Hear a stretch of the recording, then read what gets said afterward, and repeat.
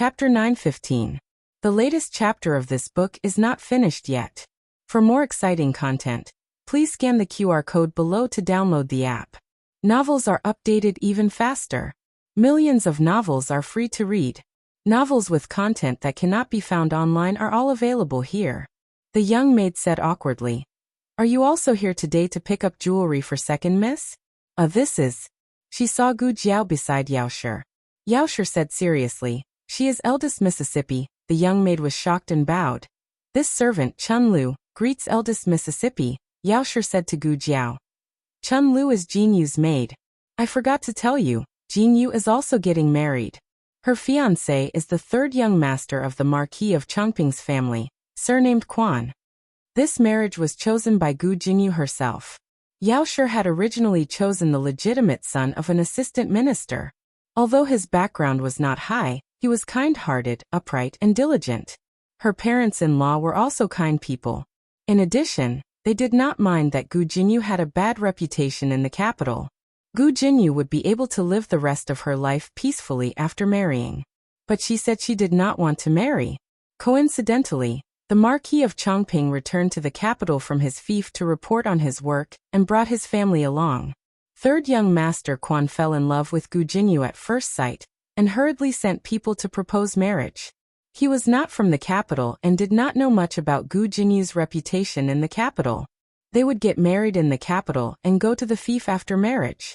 Although Madame Yao was angry at Gu Jinyu's past actions, she still hoped that Gu Jinyu could find a good home on account of the Gu family's third branch's sincere love for Gu Jiao.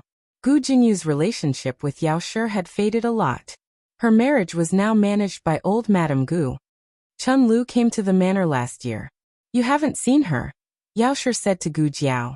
Chun Lu bowed and began to secretly size up Gu Jiao. Her eyes were extremely beautiful. Even second miss did not have such a pair of cold and moving eyes.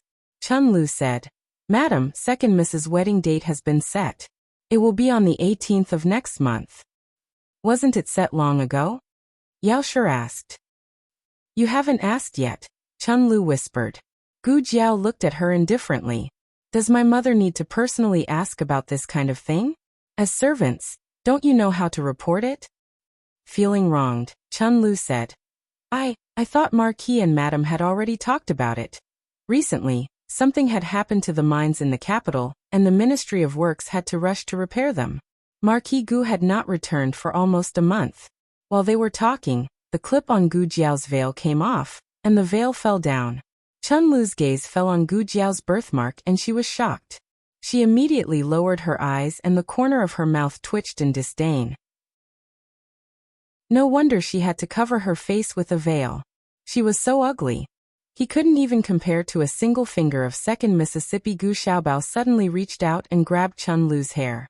Children still couldn't control their strength very well, so they didn't know how to control their strength. Chun Lu cried out in pain. She reached out to pull Gu Xiaobao's hand away. Gu Xiaobao held on tightly.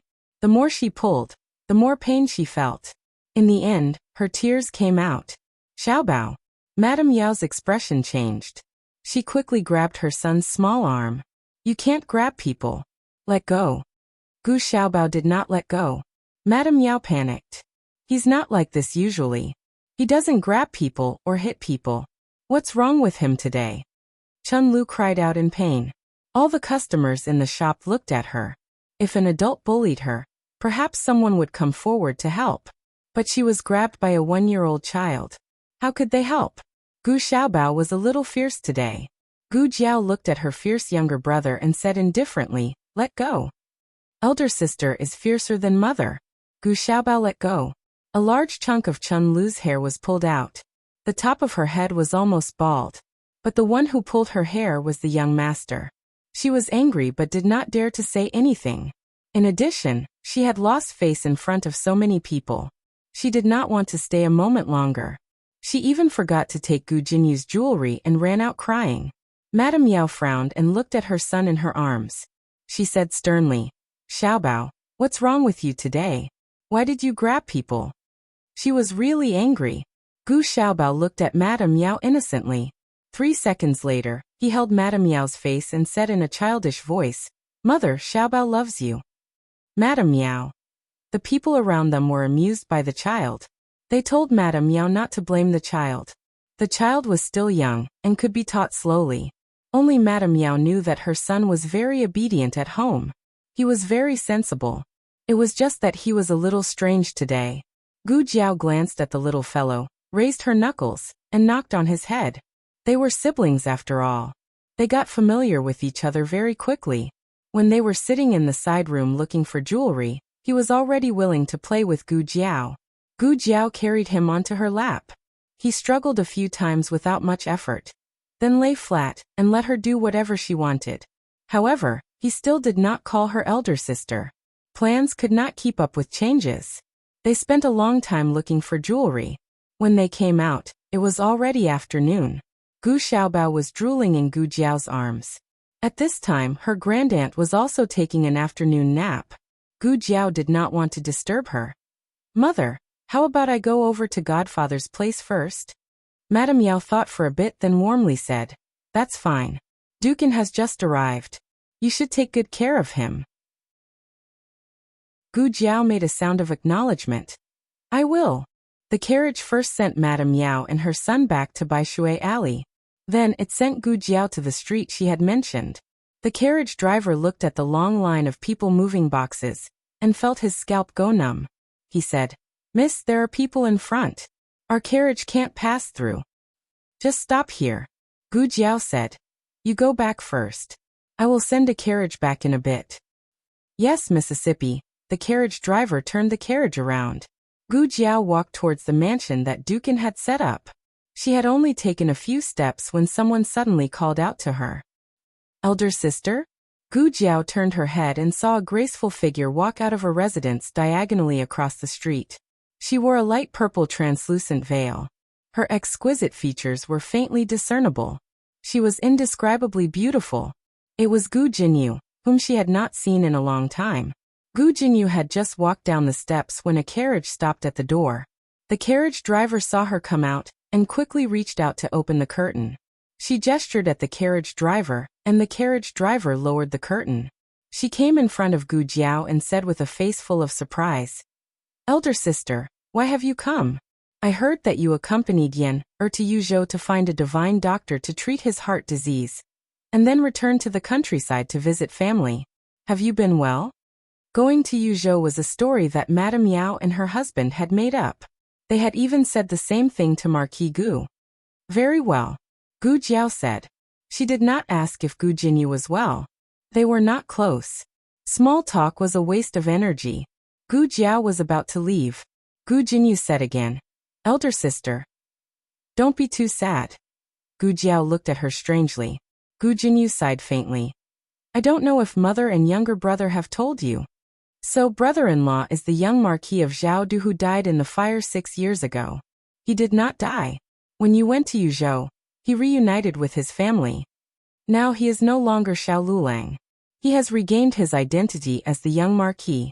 It was His Majesty who decreed that he had regained his identity. If elder sister does not believe me, you can go to the palace and ask His Majesty and the Empress Dowager for confirmation." She had a sad expression. "When I first heard this news, I was very happy for elder sister. The husband that elder sister had picked up in the countryside was actually the young Marquis who had fallen on hard times. What kind of good fortune is this? In the future, elder sister will be the young Marquis wife and the future mistress of Marquis Xuanping's residence. But I never expected that just a few months ago, news of the young Marquis marriage alliance with the Yin Kingdom came from the palace." Speaking of this, Gu Jinyu looked at Gu Jiao with eyes full of heartache and regret. But Gu Jiao clearly saw some joy. "My reputation was in tatters. I thought that I would never be able to get married in this lifetime. Who knew that I would be chosen by the legitimate son of Marquis Chongping? And you, elder sister, who had always been above me, have become the young Marquis wife." After not seeing her for a year, Gu Jinyu had changed a lot. It seemed that she had been pleasing old Madame Gu recently. Marquis Chongping was a marquis with real power. He guarded the eastern border of Zhao country together with Marquis Xuanping's younger brother, General Wei Yuan. He doted on his youngest son the most. No wonder old Madame Gu changed her usual behavior and doted on Gu Jinyu. Tears welled up in Gu Jinyu's eyes. I heard that back in the countryside, elder sister had to scrimp and live frugally in order to support the young Marquis's education. You suffered a lot. Originally, I thought that after suffering was over, the good would come. Who knew that you would be demoted? Gu Jiao said. You seem to really care about me. Of course I care about elder sister. Gu Jinyu's voice was choked with emotion. Elder sister, you don't know. The young Marquis's fiancée is the daughter of the Duke of Yan. Behind her is the Empress of Yan and the entire Xianyuan family. With this kind of background, not only can our Ding and Marquis Fu not afford to offend her, I'm afraid that even His Majesty and the Empress Dowager would not dare to easily stand up for elder sister. She raised her hand and pointed at the dozens of guards carrying the boxes. Elder sister, do you see that? That manor is the one the Duke of An bought for his daughter's marriage. It's even bigger than Ding and Marquis Fu. Last night, I saw them bring hundreds of dowry. Today they actually bought so much from outside. As she spoke, she moved closer to Gu Jiao and whispered in Gu Jiao's ear. Elder sister, are you jealous? Digression. The third watch is here. Love Mud. The newest chapter of this book is not finished yet. For more exciting content, please scan the QR code below to download the app. Novels are updated even faster. Millions of novels are free to read. Novels with content that can't be found online are all available here. https://www.zhhbqg.com/89642_826/1049944412. HTML Genius remembers this website's address in 1 second. www.zhhbqg.com Bikugo mobile reading website. zhhbqg.com. Chapter 916. The latest chapter of this book is not finished yet. For more exciting content, please scan the QR code below to download the app. Novels are updated even faster. Millions of novels are free to read. Novels with substance that cannot be found online are all available here. Gu Jiao did not answer Gu Jinyu's words. Instead, she looked at the long line of people moving boxes outside the residence. She made a sound and said, right? You also think that it's too extravagant. Gu Jinyu smiled and glanced at Gu Jiao. Of course it's extravagant for the daughter of an aristocratic family to marry. When elder sister got married in the countryside, she probably did not even have a dowry, right? No wonder elder sister feels uncomfortable. If it were me, I would also find it hard to accept. The husband that she gave up became someone else's in the end. It's a pity for elder sister's efforts all these years. If elder sister had known, she would have listened to father and severed ties with Xiao Heng. After all, it was elder sister who did not want him. Before the news spread to the capital, father might have been able to find a good marriage for elder sister. Now that the entire capital knows that elder sister is the wife who was cast off by the young duke, who would dare to marry elder sister? On the other side, a box was stuck in the carriage. They could not push it or pull it out. Gu Jiao went over to help. Gu Jinyu sighed at her. This time she did not manage to stop Gu Jiao. She thought for a moment and chased after Gu Jiao. Second miss. A servant girl chased after her. Where are you going? Didn't you say that you were going to the shop to get the jewelry? You can also go to the embroidery shop to change the size of the wedding dress. Gu Jinyu looked at Gu Jiao's back and said, it's the same if I go later. My silly elder sister is going to embarrass herself. I should stop her. Elder sister, don't be rash. She chased after Gu Jiao to the carriage. A coachman was standing in the carriage, unloading the goods. He tried to push the box out, but it was stuck. Not only that, his fingers were also stuck. Gu Jiao looked and drew a dagger from her waist. She was about to pry open the box when Gu Jinyu grabbed her wrist. Elder sister, what are you trying to do? No matter how unhappy you are, you can't do something like destroying someone else's dowry. Everyone turned to look at the two of them. The people who came to deliver the goods were local shop assistants from the capital. They didn't know Gu Jiao and naturally didn't know that she was the young mistress of this mansion. Gu Jinyu quickly said to everyone, apologies, I am the second young miss of Marquis Ding and Manor. She is my older sister. She just took things too hard for a moment, but I think she did not do it on purpose. Please do not blame her. The crowd listened for a long time, but did not understand what she meant. But when they saw the dagger in Gu Jiao's hand, combined with Gu Jiao's words, they naturally thought that Gu Jiao was here to find trouble. Strange, this family had just moved in, and they already had a feud with someone? Gu Jinyu earnestly admonished her. Elder sister, don't do anything foolish. I know you're jealous of the Yin Kingdom's daughter for stealing your husband. But no matter what, you can't do such a thing in front of so many people. If you do this, what will happen to your grandfather's face? What will happen to your father's face? What will happen to your brothers and the entire Marquis Ding and Manor's face? This time, everyone understood. So this newly arrived large family was the Duke of An and his daughter from the Yin Kingdom. Wasn't the Duke of An's daughter engaged to the young Marquis of Zhaodu? Could it be that the young Marquis already had a first wife? Gu Jinyu choked out. When the young Marquis was in trouble in the countryside, you saved the young Marquis and made him your husband. Now that he has recovered his identity, even though my heart aches that elder sister only found out the truth today. So this girl had once saved the young Marquis and forced the young Marquis to marry her? And she never knew about the young Marquis's past? The young Marquis was not even willing to tell her his past. It could be seen that he did not sincerely want to marry her. He must have been threatened by her. Gu Jiao looked at Gu Jinyu, her expression indifferent. Have you finished speaking? Gu Jinyu shook her head pleadingly. Elder sister, I'm begging you. Don't do anything foolish.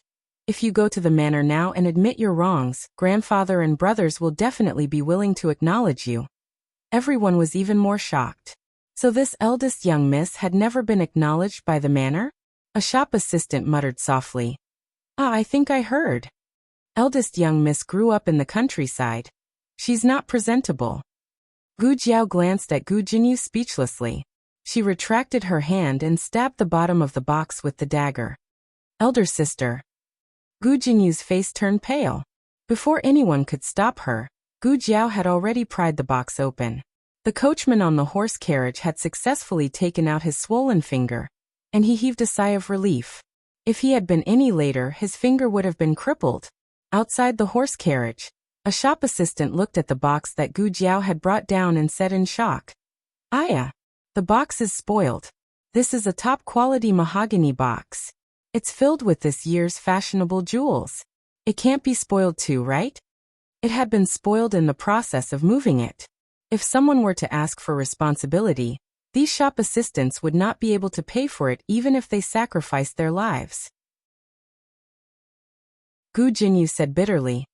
Elder sister, I already told you not to be like this. No matter how unhappy you are, you can't vent your anger on these things. Just as she finished speaking, there was a commotion in the crowd. Then they heard the coachman whose finger had been saved by Gu Jiao say, Oh no, the steward of the Duke's public house is here.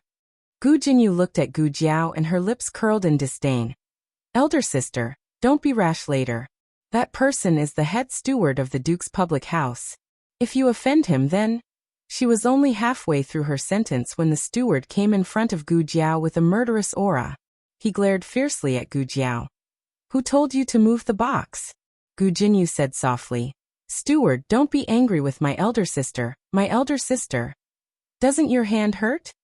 Steward Zheng said with his hands on his hips. Gu Jinyu was stunned. The other coachmen were also shocked. Steward Zheng had learned the language of the country of Zhao. He was speaking the language of the country of Zhao, so everyone present could hear him clearly.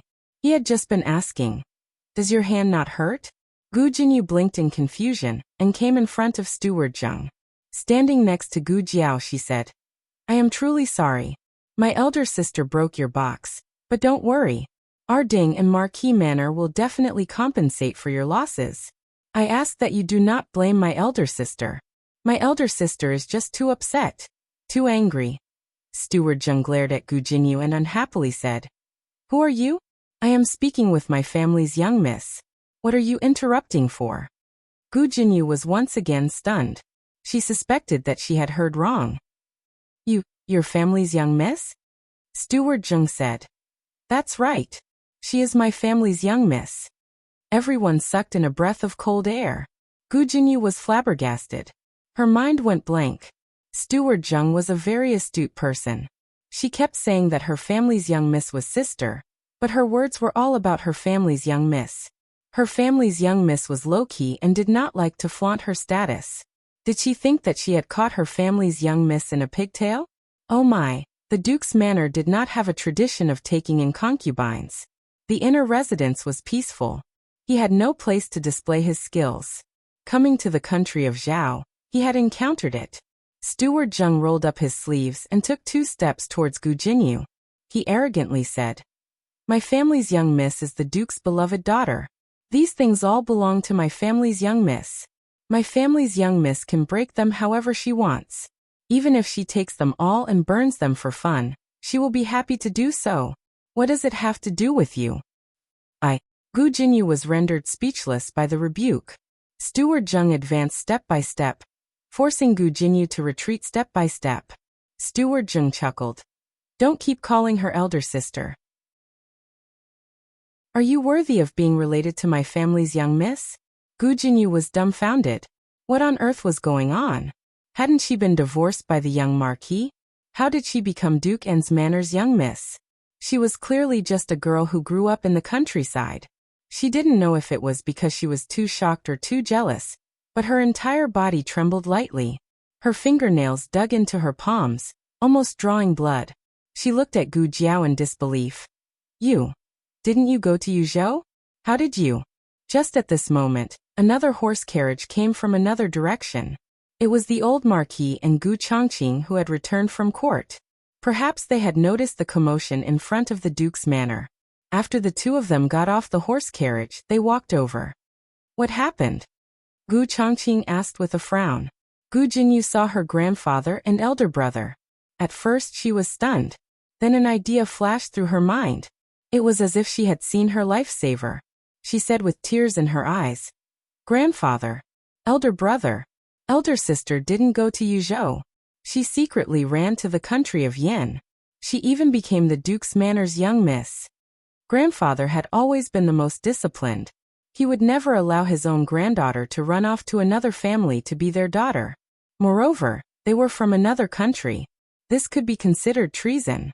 Grandfather was a general. He would never tolerate this kind of behavior. Gu Jinyu looked at the old marquis expectantly. The old marquis only frowned. "How many times have I told you? You're not my granddaughter. Don't call me grandfather." Gu Jinyu's face turned white in an instant. In the past, no matter how much her grandfather disliked her, he would not make a fuss about it.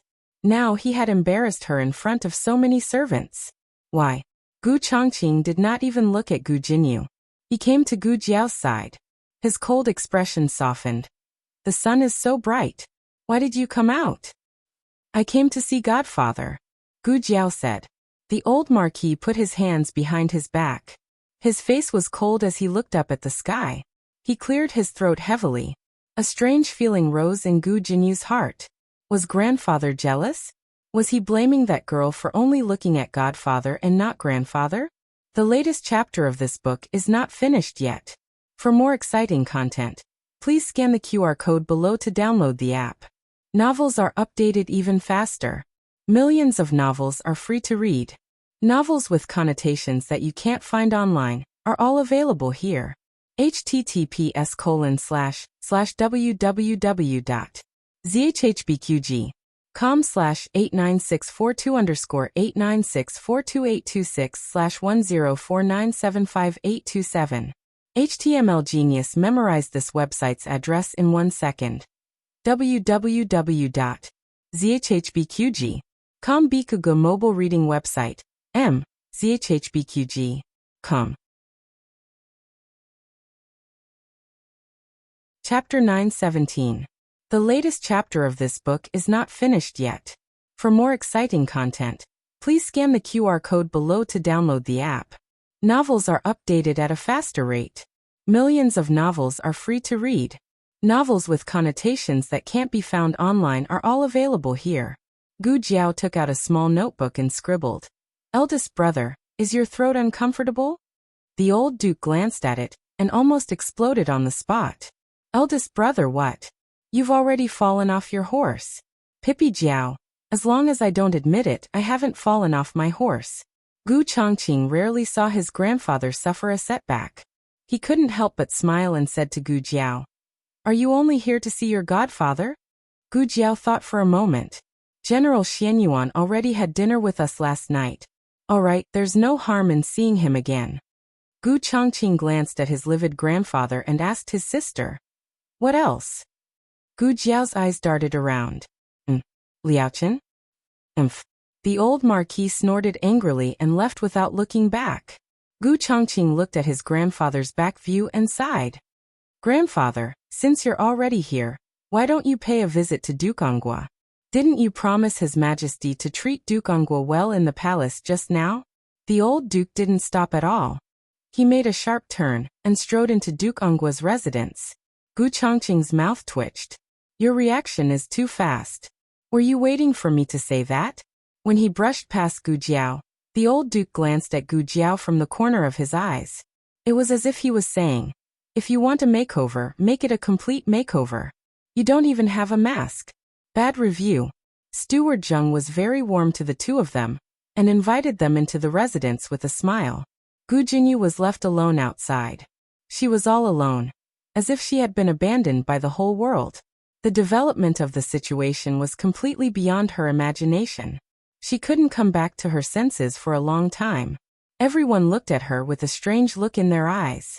She had originally thought that the eldest miss would not be acknowledged by the Marquis's household. But who would have thought that she was the one who was not acknowledged? She was doted on by her own grandfather and brother, while she, on the other hand, was disliked by the old Marquis when she called him grandfather. "That's right. I heard that the daughter of the Marquis was swapped with a girl from the countryside. Second miss is the one who came from the countryside. A pheasant is a pheasant. It can't become a phoenix even if it flies to a branch. Isn't it? If she really treated her as a sister, why didn't she tell her that she was the adopted daughter of the House of Duke? She dares to say anything. She just came to complain, right? It wasn't that men couldn't tell, but some men just happened to fall for it." Steward Zheng turned back and glared coldly at Gu Jinyu.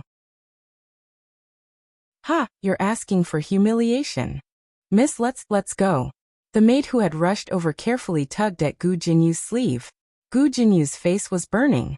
She was more embarrassed than ever. Just because she had embarrassed Gu Jiao in front of everyone, her grandfather and eldest brother would not give her a way out? But didn't Gu Jiao not embarrass her? She was the daughter of the House of Duke and had a glorious life. She was the most pitiful. "Miss, let's go," the maid urged softly. Gu Jinyu awkwardly returned to the Marquis's household. She didn't want to take the jewelry anymore. She wasn't in the mood. She directly returned to her own courtyard. However, she hadn't rested for long when a young maid reported that the madam's personal servant, Nurse Fong, had come. Nurse Fong had gone home to visit her relatives and only returned to Jade Water Alley at noon. She brought some news that she had accidentally heard. When Madame Yao heard about it, she asked her to go to the Marquis's household and call Gu Jinyu over. Gu Jinyu originally didn't plan to go, but when she thought of Gu Jiao's identity, she really wanted to know what had happened to Gu Jiao and how she had become the daughter of the House of Duke. She went to Jade Water Alley. Gu Xiaobao was still taking an afternoon nap. Madame Yao met her in the main room. Ever since she started living in Jade Water Alley, Madame Yao's complexion and spirit improved day by day. She even looked younger than a few years ago. Gu Jinyu's expression was not very good. She calmly sat down on the other side of the table. Madame Yao turned her head to look at her. "Jinyu, I called you over today because I have something to tell you." Gu Jinyu calmly said, "What a coincidence. I also have something to tell Mother." She used to call her mother. Nurse Fong did not like her attitude. No matter how cold-hearted the eldest miss was, she had never been stern in front of the madam. Madame Yao did not care about her attitude. Since she no longer had any expectations, she naturally would not be disappointed. Madame Yao said, "All right, you go first." Gu Jinyu coldly said, "I heard that elder sister has become the daughter of the House of Dukin. Why did Mother hide such an important matter from me?" Madame Yao did not ask how she knew. She only looked at her and said, "You don't care about Jiao Jiao. I don't think there's a need to tell you about these things. Madame Yao's unyielding attitude shocked Gu Jinyu. Then, she felt wronged and angry. When a person's good behavior became a habit, then her occasional bad behavior would become a sin. Ah. Gu Jinyu sneered. That's right. I don't care about her. I'm cruel and unscrupulous. When has she ever cared about me? Does mother only ask of me? Madame Yao said. I don't ask of any of you. You have no obligation to care about each other. But since you don't care about her, don't ask about her. After all, Jiao Jiao has never asked about you. Gu Jinyu clenched her fists. Mother. Madame Yao calmly said. Are you done? It's my turn to speak now. Jinyu, I've raised you for more than 10 years. Regardless of whether you still recognize me as your mother in your heart, I want to give you one last piece of advice. Marquis Chongping's third son is not a good match. You should cancel this marriage as soon as possible. Gu Jinyu mockingly said. Not a good match? Then who is? The son of a lowly assistant minister of the House of Yellow Servants that mother carefully selected for me? Your own daughter can marry the noble young marquis, and I can only give myself to the son of an assistant minister of the House of Yellow Servants. Mother, just how biased are you? Madame Yao looked at her coldly. Isn't the marquis biased? When you blame me for being biased, why don't you think about how your father is always biased towards you? Gu Jinyu pointed at the second courtyard. But grandfather and brothers are also biased towards her. Even Gu Xiaobao, that fool, likes her more. Slap. Madame Yao stood up and slapped her across the table. Gu Jinyu's head buzzed from the slap. She looked at Madame Yao in disbelief. Don't talk about your younger brother like that. He's not my younger brother. He doesn't even cry when he's injured. He doesn't even walk when he's a year old. If he's not a fool, what is he? Gu Xiaobao was awakened. He obediently sat up and stared blankly at the door. Madame Yao pointed at the door. Her voice was not loud, but her tone was very strict. Get out. Gu Jinyu covered her red face. Her eyes were red as she glanced at Madame Yao. She left without looking back. Gu Xiaobao was carried out by Yu Yer. Yu Yer muttered. How can she be like this? I kindly reminded her, but she treated it like a donkey. Does she really think that there's a free lunch in the world? She doesn't even think about her own reputation. How can she enter Marquis Chongping's residence? If it wasn't for third young Master Quan. Forget it, I don't have anything to say. Nanny Fong said. She's arrogant and thinks that she's better than eldest young miss in everything. She also wants to beat eldest young miss in marriage. Why would she think that there's something wrong with this marriage? Madam has already done her best. If she wants to walk a dead end, let her be. Madame Yao placed Gu Xiaobao on her lap. Gu Xiaobao spread his fingers and patted his chest. He waved his hand and said seriously, Xiaobao isn't a fool. Those words were heard by her son. Madame Yao closed her eyes in heartache. She smiled at her son. Of course Xiaobao isn't a fool. Xiaobao is the smartest. She turned her head and said with a determined gaze. In the future, don't call her second young Mississippi.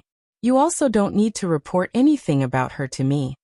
From now on, she only had one daughter. Xiaobao and Yan, or only had one elder sister. Meanwhile, Gu Jinyu angrily returned to the Marquis's residence.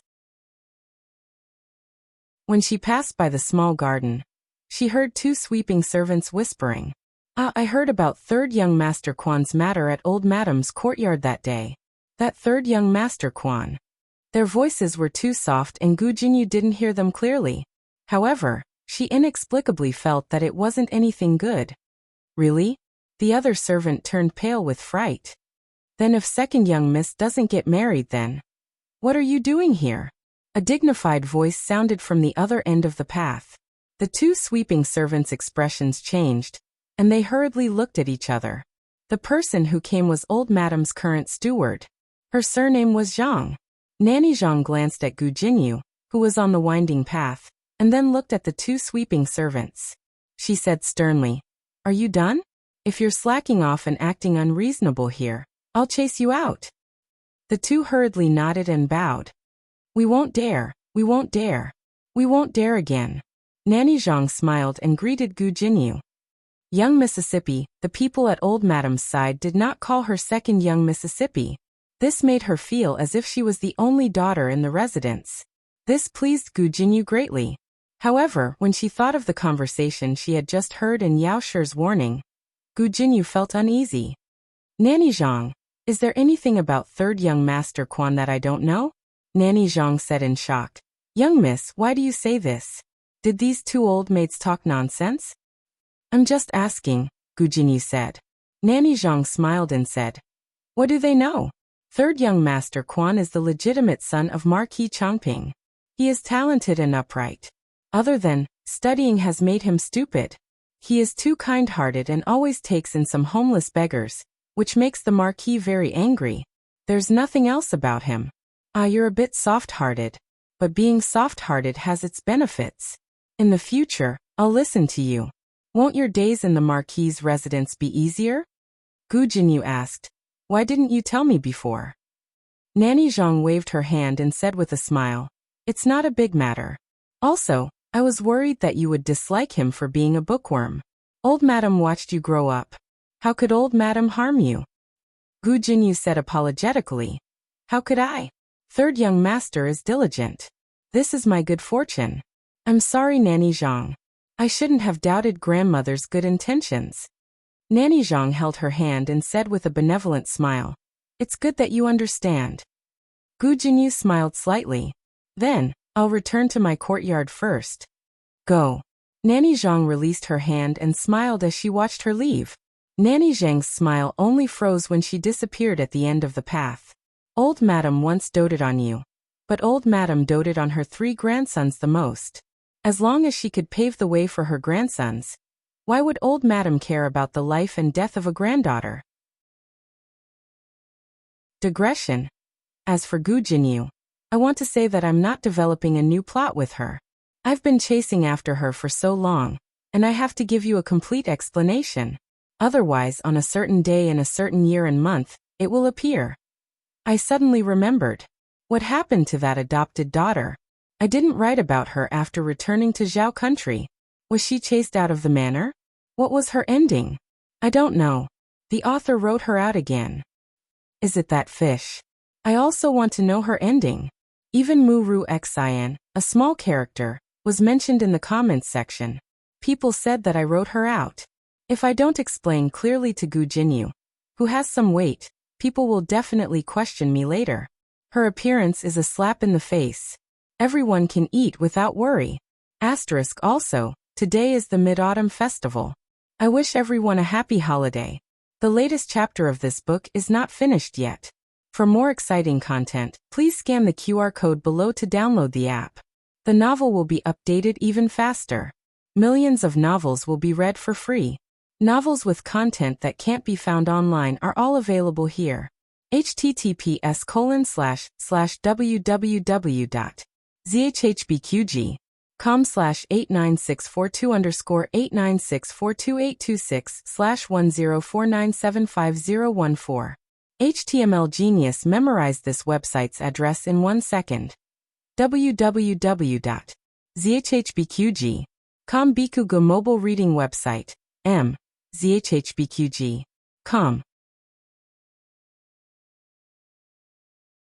Chapter 918. The latest chapter of this book is not finished yet. For more exciting content, please scan the QR code below to download the app. Novels are updated even faster. Millions of novels are free to read. Novels with content that can't be found online are all available here. As for Gu Xiaobao, after sitting on Yao Shi's lap for a while, he began to look around. As if he didn't see anything, he slid down from Yao Shi's lap. Xiaobao is willing to walk? Yi was surprised.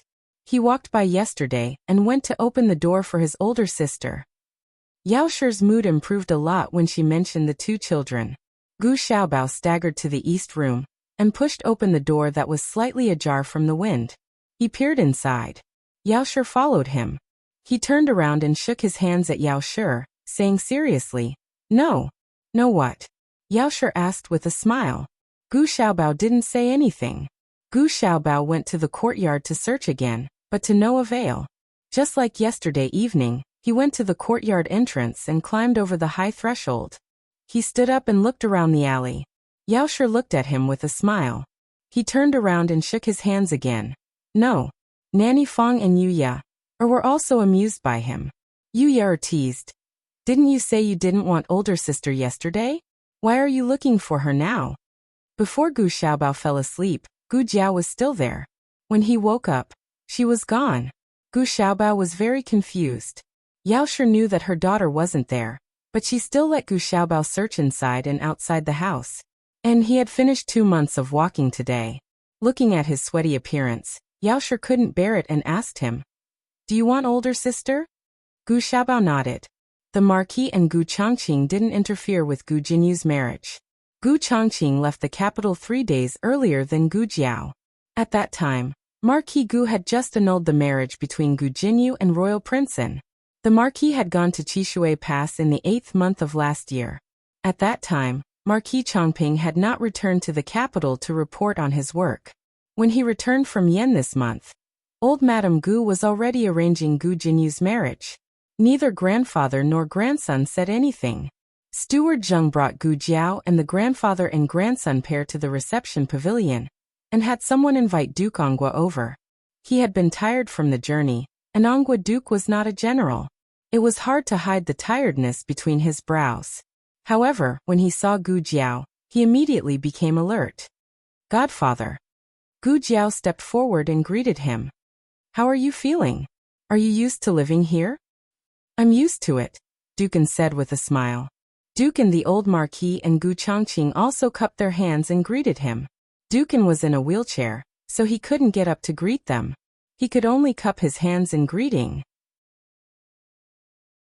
When they were in the Yen Kingdom, they lived in Duke En's mansion. Today, even if the emperor did not ask, they would take the initiative to visit. I'm not meeting Great General Xian Yuan, Gu Changqing said. Dukan smiled. He's in good spirits. Liaochen took him around Jing Kong. He said he wanted to see the place where you and Jing Kong lived. Gu Jiao nodded. Dukan gestured for the three to sit down. Gu Jiao sat next to him.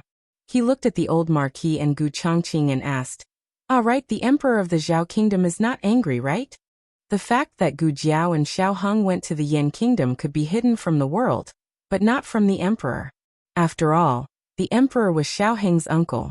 After the wedding, Xiao Heng had to bring his wife to the palace to greet him. Gu Jiao couldn't always wear a mask. The emperor called the grandfather and grandson pair into the palace today to find out the ins and outs of the matter. The two of them told the truth about Gu Jiao. Performing the operation on Gu Yan, becoming the commander of the Black Wind Cavalry, treating Dukan and being adopted as his goddaughter, the battle at the border, and so on. The whereabouts of Empress Dowager Zhuang and the old chancellor were not mentioned. The emperor only knew that one of them resigned, and the other went to the temporary imperial residence to recuperate. The whereabouts of Marquis Xianping, Tang Yueshan, the old marquis, and Gu Changqing were also mostly concealed. The old marquis said, His Majesty is not angry. He was just very shocked. Even after they left, he was still dumbfounded. Dukan was also very surprised. Your Majesty is really different from the rest. If it was the retired emperor of the Yen Kingdom, he probably wouldn't be so magnanimous as to tolerate a daughter of a general going to another country to command the cavalry. Gu Changqing said sincerely, His Majesty is a benevolent ruler. He wasn't suspicious. This was a double-edged sword. He could tolerate people he trusted unconditionally, like the old imperial concubine Jing in the past, and like his grandaunt in Gu Jiao now. What about Aheng's background? Gu Jiao asked. Gu Changqing said. Grandfather asked around. It seems that Princess Xian Yang didn't tell His Majesty the truth, so we didn't say anything. We just said that he accompanied you to the Yen Kingdom. After all, this was an internal matter of the imperial family. As officials, it was inconvenient for them to get involved. The group chatted for a while in the parlor. The grandfather and grandson saw that Dukan hadn't rested well, and said their goodbyes. Gu Jiao had originally planned to take Dukan out for a walk, but now she gave up on this idea. She squatted down next to the wheelchair and looked up at Dukan's handsome face, saying, Adoptive father, rest well. I will come see you tomorrow. When you are feeling better, we will go to the capital for a walk.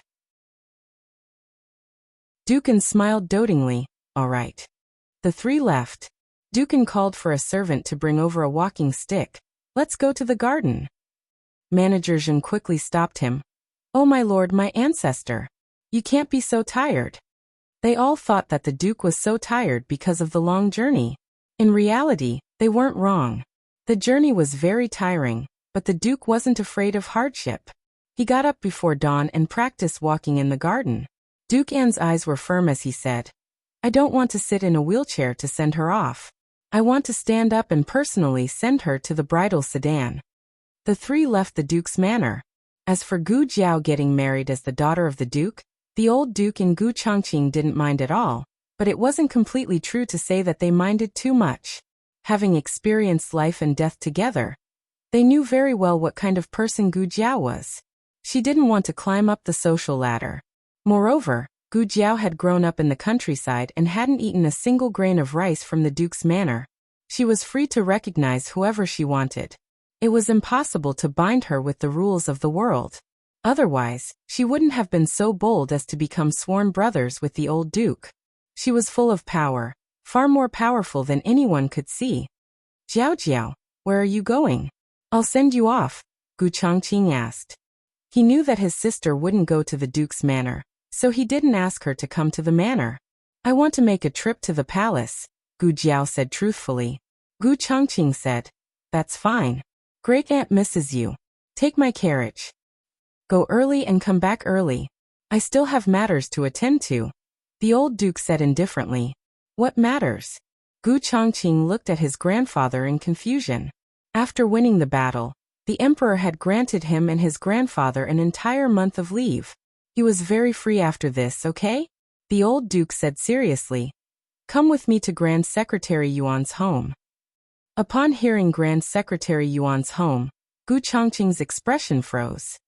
He had almost forgotten that in order to find an excuse to disappear from the capital, he had acted out a play with Grand Secretary Yuan's granddaughter.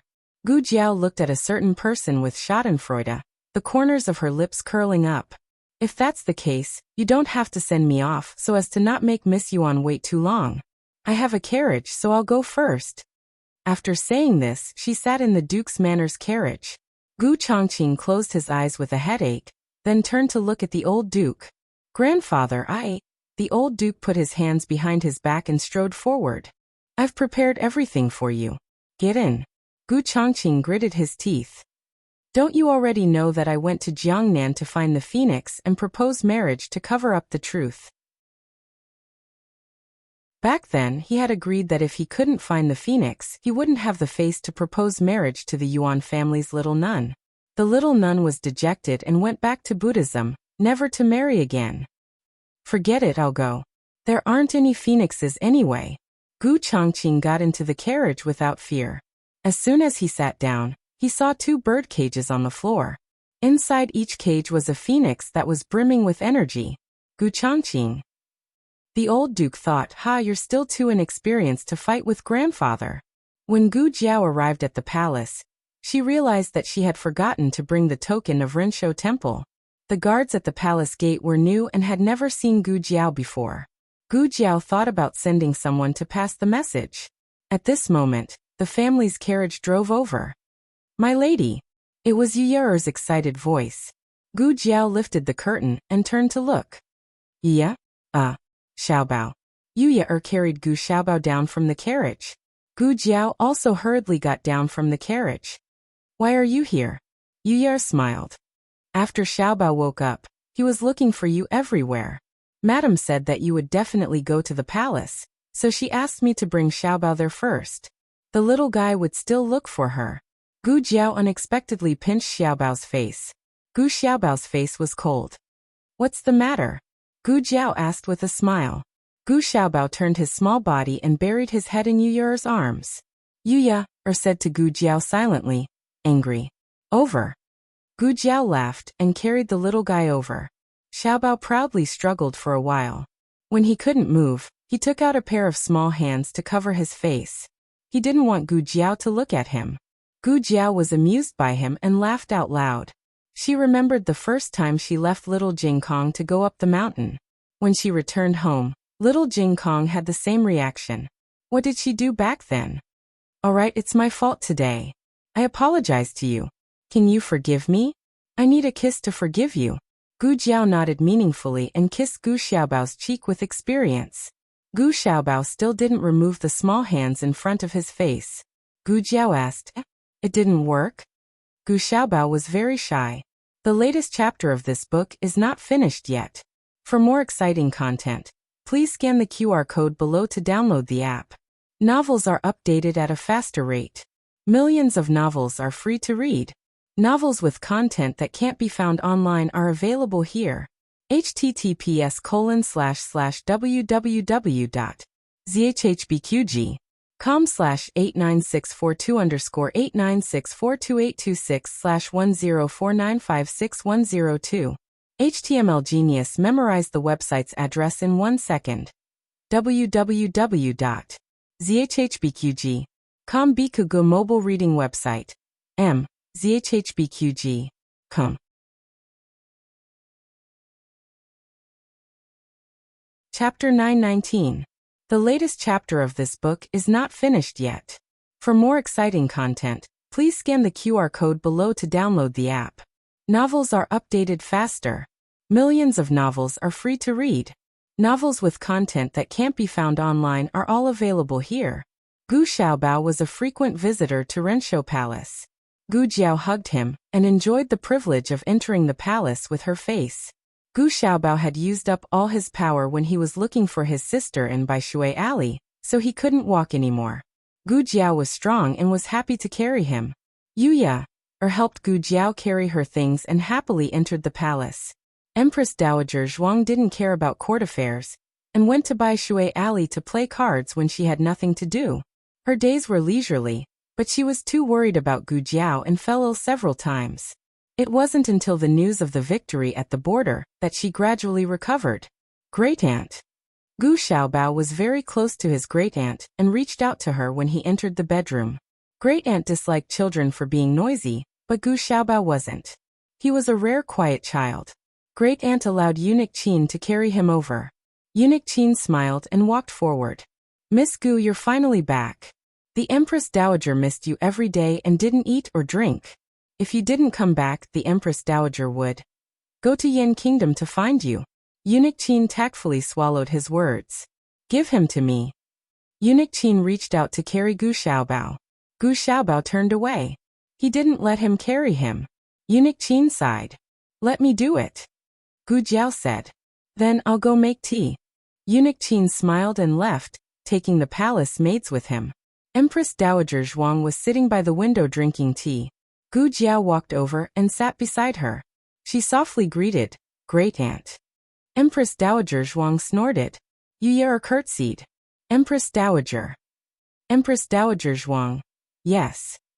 Gu Jiao. Wait, is there such a difference in treatment? Gu Xiaobao climbed behind Empress Dowager Zhuang and sat for a while. He found it quite boring and climbed down. Yuya placed the food box on the table and carried him out to play. Gu Jiao opened the food box and took out the things inside one by one. Candied plums, made by granduncle. Rose cakes made by my mother. Empress Dowager Zhuang's face was sour, and she was unmoved. Gu Jiao took out a small box from the bottom. Peach cake. I made it. Empress Dowager Zhuang's expression eased a little, but in the next second, her brows furrowed again. Who allowed you to enter the kitchen? Does Ijiao lack a peach pastry or something? Do you think the food you cook is delicious? Gu Jiao suppressed the smile on her face and mischievously reached out to grab the box. Oh, then I'll take it back. Empress Dowager Zhuang hugged the peach cake and glared at her with hidden bitterness. Gu Jiao laughed so hard that she fell back into her chair. Her heart was filled with emotions, but no one dared to ask or mention it. Only Gu Jiao could make her speak. Empress Dowager Zhuang let out a long sigh. He became a teacher at a small private school at the border. He teaches during the day and helps people write letters at night. He copies official documents and earns a small amount of money to support his family. Although he was exiled, Zhuang Yuhing himself was not a criminal. Therefore, he could teach at a private school. Even so, his days were still very hard. Zhuang Yuhing himself didn't think it was hard. When the people sent by Empress Dowager Zhuang asked him how he was doing, he said that Xiao Lulang had suffered all these hardships before. If Xiao Lulang could endure it, he could too. Empress Dowager Zhuang snorted. You're still competing with Lulang. By the way, Xiao Shui sent you a letter. Gu Jiao. Oh. Empress Dowager Zhuang was too lazy to move. She pointed to a place and Gu Jiao went to fetch the letter. There were a total of 6 letters. In ancient times, transportation was not convenient. A letter might take 2 to 3 months on the road. Gu Jiao received 6 letters in the 1.5 years she was gone. It could be seen that the frequency of Xue Ningxiang writing letters was not low. Xue Ningxiang mainly talked about the back of the mountain and her daily life in the countryside. Her handwriting is better than mine, Gu Jiao muttered. The back of the mountain had been reclaimed. According to Gu Jiao's needs, different kinds of herbs were planted. Some of them were expected to be harvested next year. Gowa was 5 years old. He was very naughty and always ran around the streets. Xue Ningxiang was easy to find. Gowa got along well with Headmaster Li. He really thought that he was Headmaster Li's biological son. Headmaster Li taught him how to write. Guess what? He actually learned very well. The second-to-last letter said that her great-aunt sent a letter to Xue Ningxiang, asking her to bring her husband and Gowa to the capital. She said that she would come immediately. The last letter followed closely. Xue Ningxiang was pregnant and couldn't come to the capital for the time being. After the baby was born, she would come to visit her great-aunt in Gu Jiao. Gu Jiao listened to the news for an entire afternoon and read so many letters from Xue Ningxiang. Suddenly, she felt as if a lifetime had passed. When she first transmigrated, Gowa was only 1 year old. Now he was 5 years old. Unknowingly, she had already spent 4 years here. Gu Xiaobao staggered in while she was sighing. He stood in front of Gu Jiao and Empress Dowager Zhuang, looking at Empress Dowager Zhuang with an especially innocent and well-behaved expression. Great-aunt, he called out in a childish voice. Empress Dowager Zhuang snorted. Oh, what trouble did you get into now? Gu Xiaobao put his small hands in front of him. His right hand pinched the index finger of his left hand. No. Just as he finished speaking, Yu and a palace made from Renshou Palace walked in a panic. The two bowed their heads. Yu didn't know what it was and didn't know how to report it. The palace maid braced herself and said, "The phoenix seal is broken." Empress Dowager Zhuang's face darkened. A row of daggers flashed through her eyes. Gu Xiaobao walked forward and hugged Empress Dowager Zhuang's hand. Great-aunt Xiaobao loves you. Empress Dowager Zhuang's body shook. Who taught him that? Gu Jiao had dinner at Renshou Palace before returning. Gu Xiaobao was so tired that he fell asleep. He was snoring sweetly in Gu Jiao's arms. Gu Jiao looked at him. Oh, this child is so cute. Yu smiled and said, Miss, don't be envious. You will soon have a child with the son-in-law. Her? Have a child? Gu Jiao was stunned. The Yuan family. Grand Secretary Yuan and the old Marquis were chatting happily in the parlor. Gu Chongqing felt like he was sitting on pins and needles beside the old Marquis. Suddenly, he caught a glimpse of a figure flashing by outside the window. The other party seemed to look at him. He understood and stood up. Sorry, I have to go to the washroom. The old Marquis glanced at his grandson with dissatisfaction. Why did he have to go to the washroom? Grand Secretary Yuan smiled and raised his hand. It's fine. Go ahead. Zhao San, take Gu to the washroom. Yes. The manservant called Zhao San led Gu Chongqing to the washroom. Gu Chongqing said without a change in expression, I know the way. You go back first. It'll take me a while. Yes. Zhao San returned to the parlor.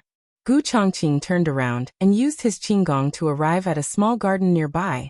The little Taoist nun in Taoist robes had been waiting there for a long time. She was holding a newly published novel. The little Taoist nun closed the half-read novel and turned to Gu Chongqing. You're finally here. If you didn't come, I would have gone to invite you myself, he said. You had someone call for me just now? Yes. The little Taoist nun nodded. He asked, Is something the matter? The little Taoist nun glanced behind him. then gave the maid beside her a meaningful glance. The maid understood and walked to a nearby spot to keep watch.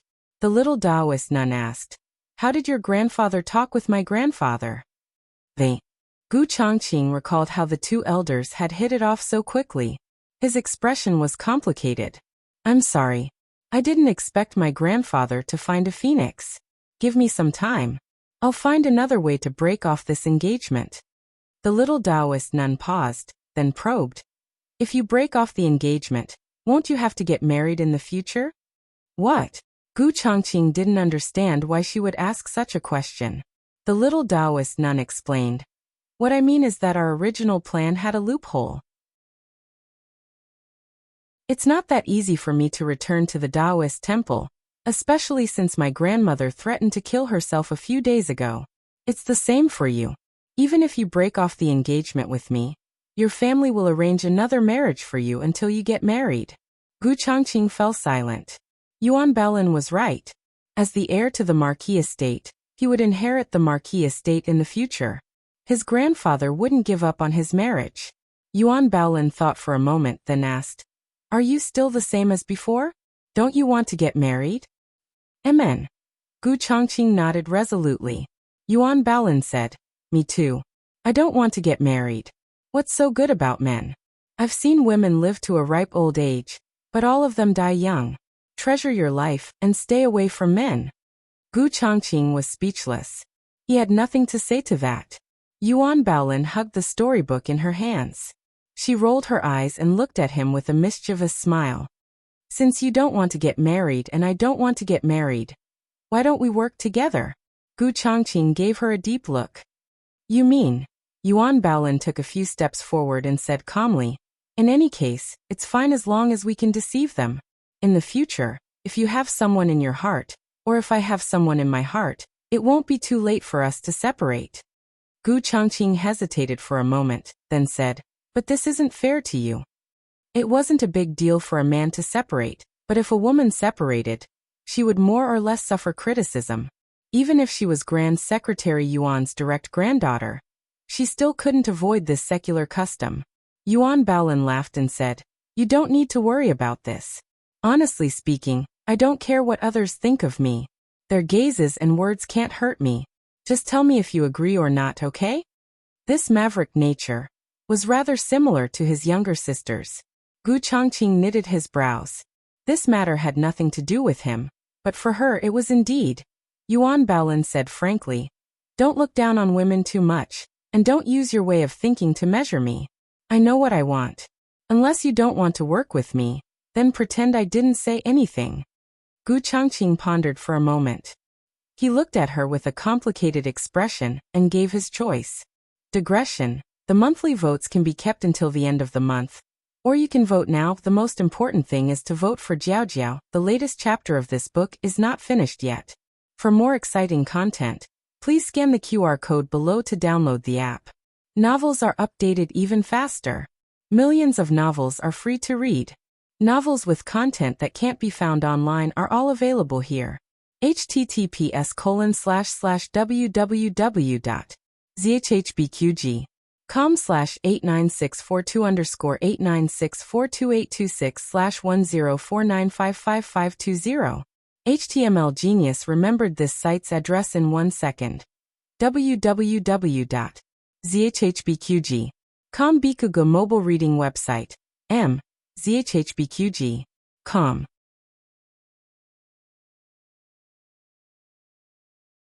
Chapter 920. The latest chapter of the book is not finished yet. For more exciting content, please scan the QR code below to download the app. Novels are updated faster. Millions of novels are free to read. Novels with content that can't be found online are available here. After Yuan Baolin returned to her room, her younger sister, Yuan Tong, walked in. Her younger sister held her arm and whispered, "Sister, do you really agree to this marriage?" Yuan Baolin pulled her hand away and lay down on the chaise lounge. She leisurely flipped through the half-read novel. Yes. Her younger sister was surprised and sat down next to her. "But sister, didn't you say that you won't marry in this lifetime?" Yuan Baolin sighed. "Grandmother threatened me with death. What can I do?" Yuan Tong nodded and pinched her handkerchief. Speaking of which, he really found the phoenix for you. This means that he is serious about you. Yuan Baolin flipped a page and continued to read the book. She said indifferently, he didn't find it. Yuan Tong was puzzled. How do you know that he didn't find it? Yuan Baolin said. I just know. Yuan Tong frowned and stood up. Then I'll go tell grandfather. Wait. Yuan Baolin took down the book, looked at her, and said casually, don't ruin this marriage. I'm going to marry him.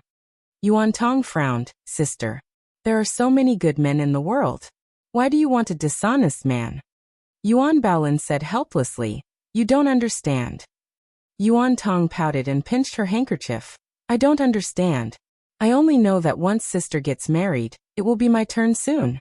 In the future, the Yuan family will become my maiden family. I won't be able to see my parents every day, and I won't be able to talk to sister like this. Yuan Baolin continued to read the novel. Yuan Tong thought of something and took a deep breath.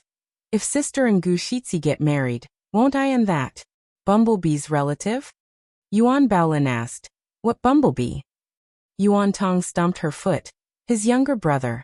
That rude and annoying person. Yuan Baolin turned a page. Oh, is there such a person? I forgot. Gu Chengfeng, who was completely forgotten by his sister-in-law. After leaving the palace, Gu Jiao went to Vermilion Bird Avenue to visit Princess Xinyang and Shang Guanqing. Shang Guanqing was recovering well. The remaining poison in his body was almost cleared. He should be able to stop taking the medicine for the last month. In the future, he would pay more attention to his diet. There would not be too big of a problem. The three of them sat in Princess Xinyang's room. Gu Jiao inadvertently looked around. Princess Xinyang faintly said, don't look. Ahing is not there. Shang Guanqing sat on the right side of his princess mother. He picked up the book on the table and covered his left face. He whispered to Gu Jiao, I know you're here, so I sent him away. I don't want you two to meet before the wedding. Gu Jiao said with a bitter face, oh.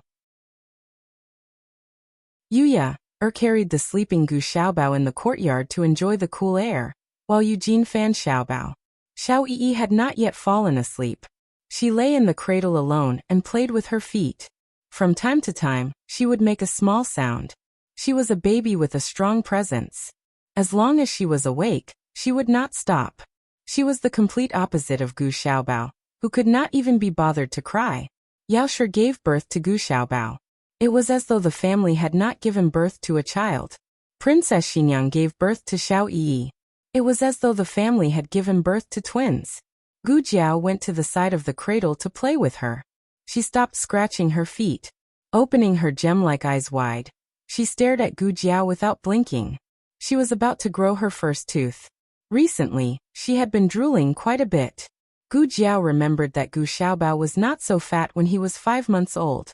Her little arms were like lotus roots, white and tender. She wanted to pinch them. Can I pinch them? Gu Jiao asked Shang Guanqing, who had also come to the side of the cradle.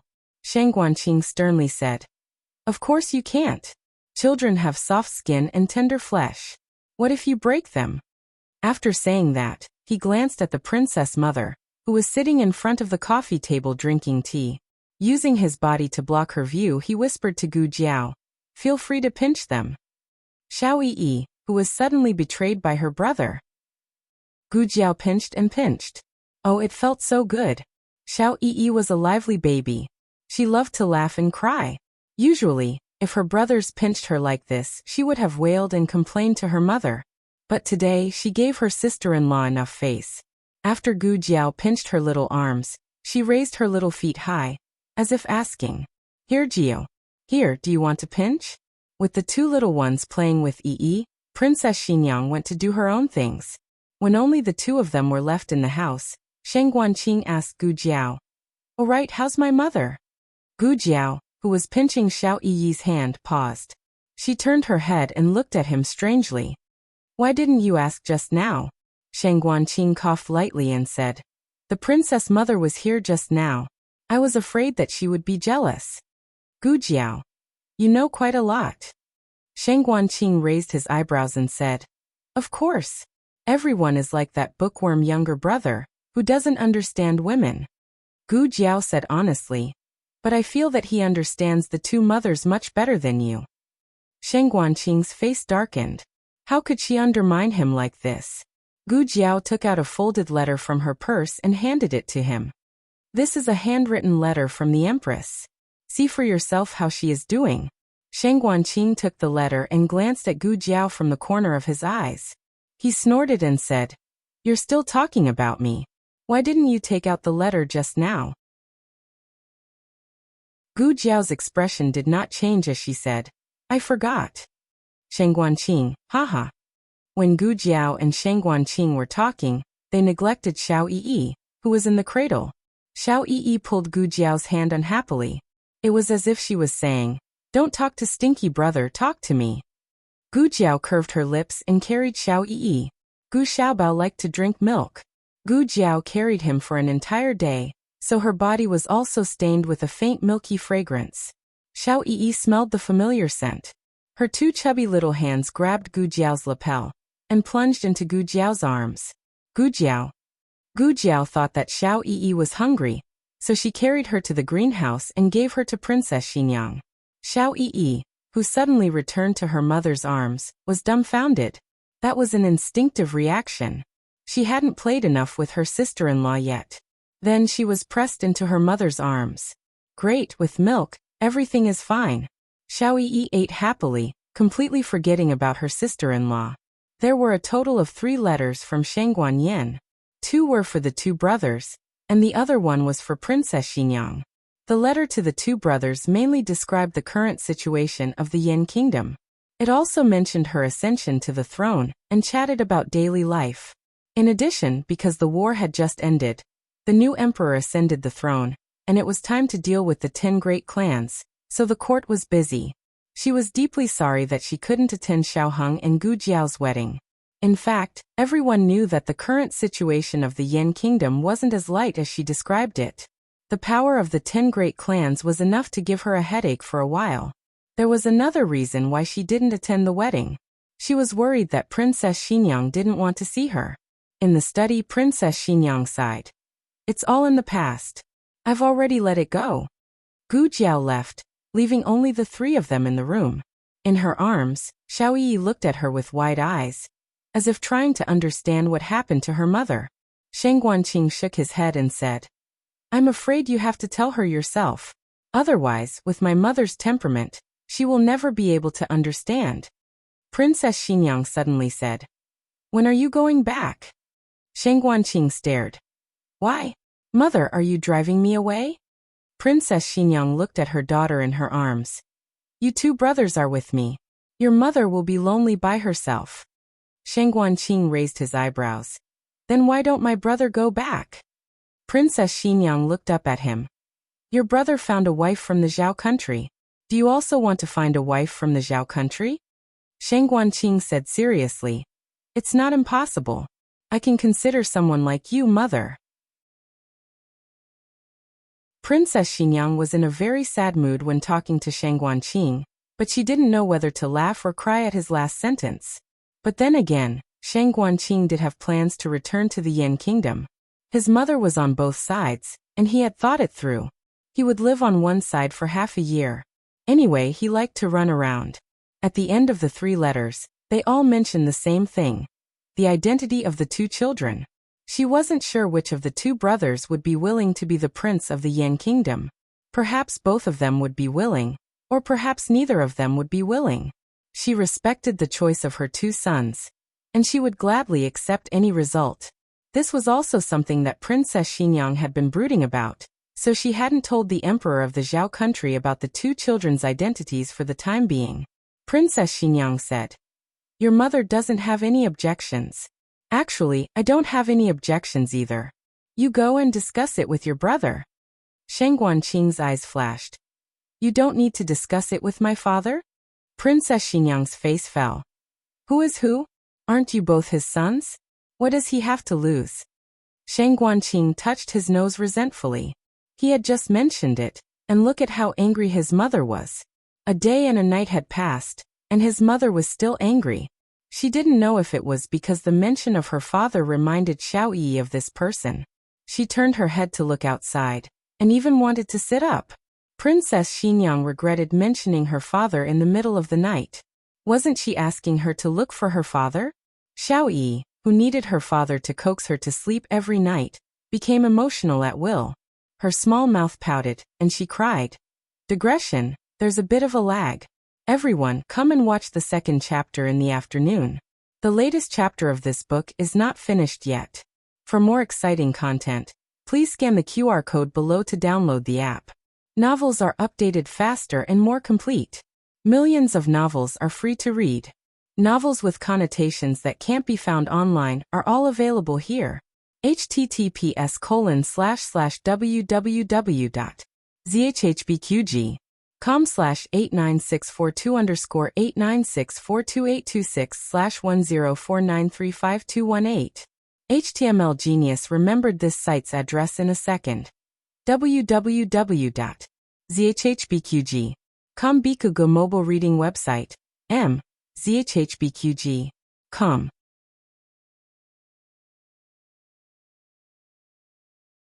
Chapter 921. The latest chapter of this book isn't finished yet. For more exciting content, please scan the QR code below to download the app. The novel will be updated even faster.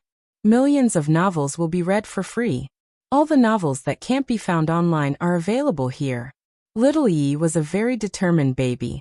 If she wanted to cry for her father, she would definitely cry. Other children would get tired after crying, but she was full of energy and didn't have such a situation. Princess Xinyang occasionally felt that she was spoiling her too much. She might as well let her cry. After crying a few times, she would understand that this trick didn't work on her. But this child was stubborn. She wouldn't stop crying even when her voice was hoarse. Marquis Xianping appeared at the door of the study in time, and walked in arrogantly to show off his status in the family. Did Yi find her father? Yi really likes father the most, right? He asked, asking for a beating. Princess Xinyang glared at him and expressionlessly handed her daughter to Shang Guanqing. Shang Guanqing sighed inwardly. His bookworm brother really didn't have it easy these years. He was always sandwiched between his parents. The little fellow was crying so much that he pursed his lips and hurriedly carried her to his father. She stopped crying once she was in her father's arms, but her expression was full of grievance. This made Marquis Xianping's heart ache. He hugged his daughter and looked at Princess Xinyang disapprovingly. Qin Fengwan you. Princess Xinyang shot daggers at him. Marquis Xianping changed the topic seamlessly. How can you raise your daughter so well? Her father was completely defeated. The siblings turned their faces away and couldn't look anymore. On the other hand, Gu Jiao appeared to have left Princess Xinyang's residence, but in fact she secretly returned. She leaped into the courtyard with one hand, and walked around Xiao Heng's room. He's really not here. Princess Xinyang really went all out to make this fiancé and fiancé follow the rules. Gu Jiao pursed her lips and returned to the carriage. Gu Xiaobao probably wouldn't wake up tonight, and would sleep until dawn. Gu Jiao pinched his little arm. It felt different from when she pinched little Yi. He wasn't as fat as Yi. The two of them got off the carriage. Yuya carried Gu Xiaobao into the courtyard first. Just as Gu Jiao was about to cross the threshold, a slender hand reached out from her side and gently grasped her wrist. She turned around and saw Xiao Heng pressing his index finger to his lips as he gestured to her. She understood and said to Yuya, I'm going to buy something. I'll be back in a bit. Yuya exclaimed in confusion. When she turned to look at Gu Jiao was no longer outside the door. Why didn't you buy it on the way? She mumbled as she carried the sleeping Gu Xiaobao into the house. Madame Yao was currently making a wedding outfit for little Jing Kong. The reason was that little Jing Kong had once seen Xiao Heng's wedding outfit at Princess Xinyang's home. He thought that if his bad brother-in-law had it, he should have it too. Where's Jiao Jiao? Didn't he come back with you? She put down the needle and took her son. Yuya replied, she's back. Just as she reached the door, Miss remembered that she forgot to buy something, and went out again. I see. Madame Yao did not suspect anything and carried Xiaobao back into the house. Oh right, Yuya, or go get some hot water. I'll give Xiaobao a bath. Understood, madam. Yuya happily went to get the water. On the other side, Gu Jiao was being held by a certain little duke who was getting more and more scheming by the day as they walked along the busy streets of Chang'an. Tonight, there was a small lantern festival, and the streets were very lively. Gu Jiao wore a veil and walked side by side with him amidst the endless crowd. Feeling the unique night breeze of Zhao country, she could not help but feel a sense of tranquility.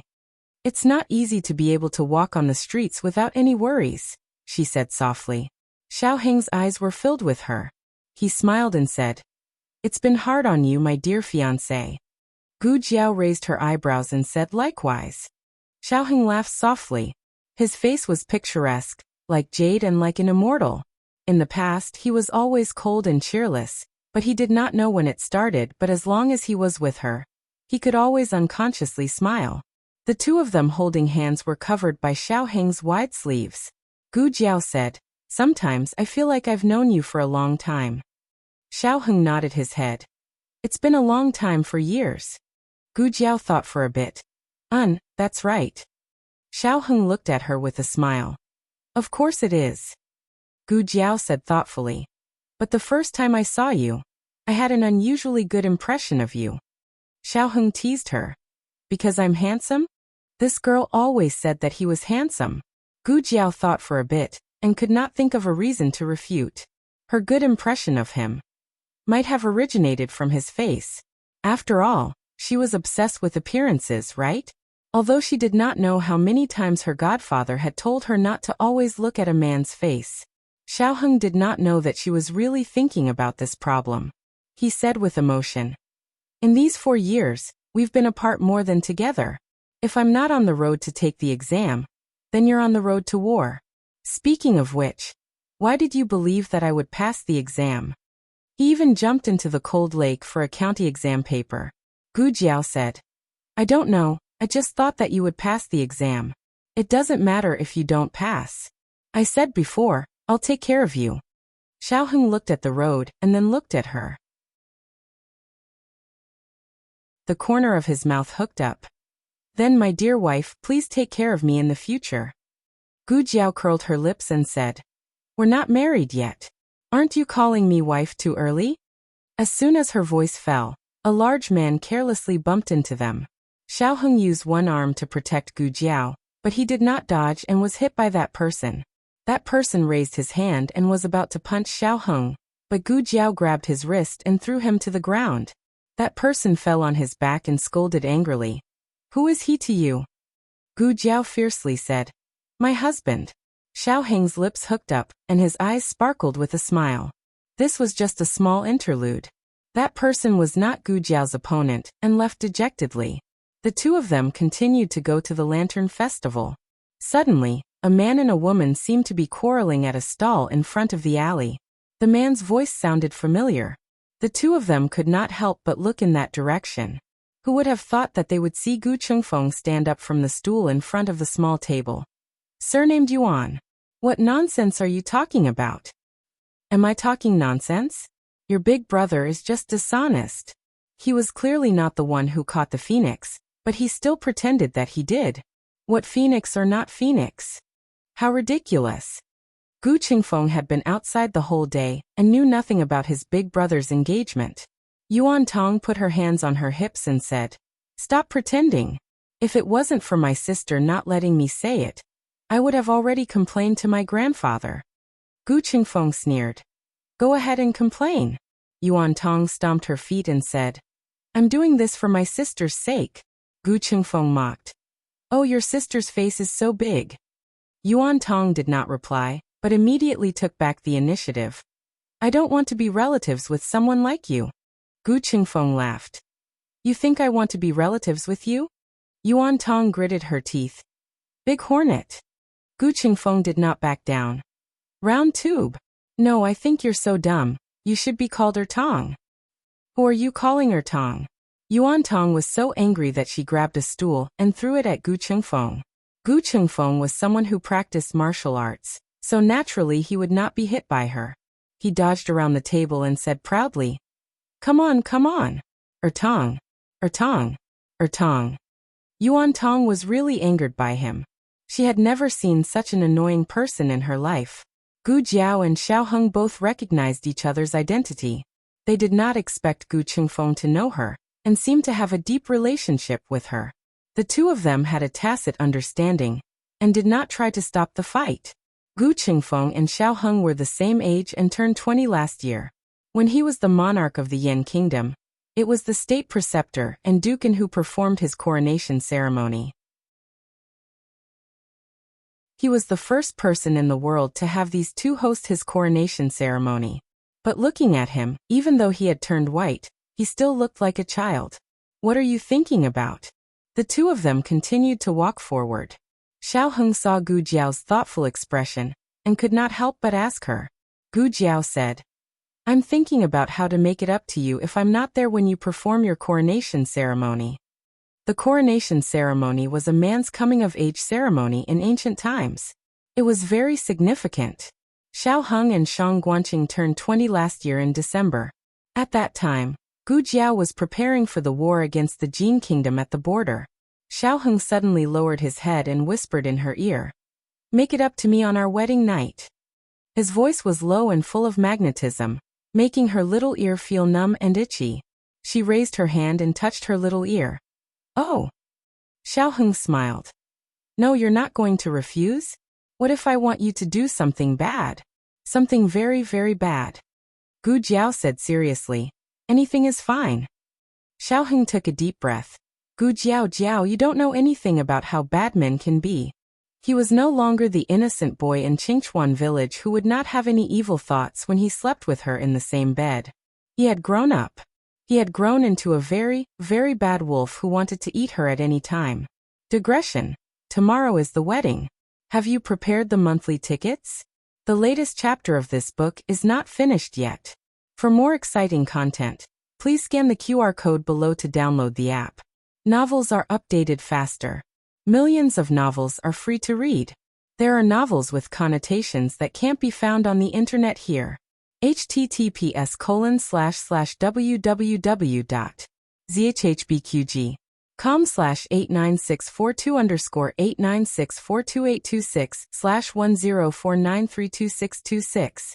HTML Genius remembered the website address www.zhbqg.com. Bikuga mobile reading website zhbqg.com.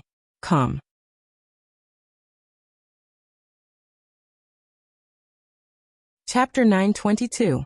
The latest chapter of this book is not finished yet. For more exciting content, please scan the QR code below to download the app. The novel will be updated faster. Millions of novels will be read for free. There are all kinds of novels that you can't find on the internet. By the time Gu Jiao returned to Jadewater Alley, it was already 2 hours later. Since she was putting on an act, she really did buy something, a few sticks of tonghulu. She carried the candied haws to the door of her house. She was surprised to hear a conversation in a low voice coming from the alley. Go in. It was little Jing Kong's voice. I don't dare. It was a young man's voice. Gu Jiao thought it was a little familiar, but she didn't immediately remember. Little Jing Kong sighed like an old man. You have to face up to your mistakes. The young man said hesitantly, but my hair hasn't grown out yet. Jiao, you're back. Why are you so late? Old Lady Zhou came out of Auntie Sun's house and saw Gu Jiao carrying the candied haws. The conversation in the alley stopped abruptly, followed by the sound of fleeing footsteps. The young man had left. I went to buy some candied haws. Gu Jiao bent down, took a stick of candied haws, and handed it to Old Lady Zhou's grandson. The grandson looked up at his grandmother with longing in his eyes.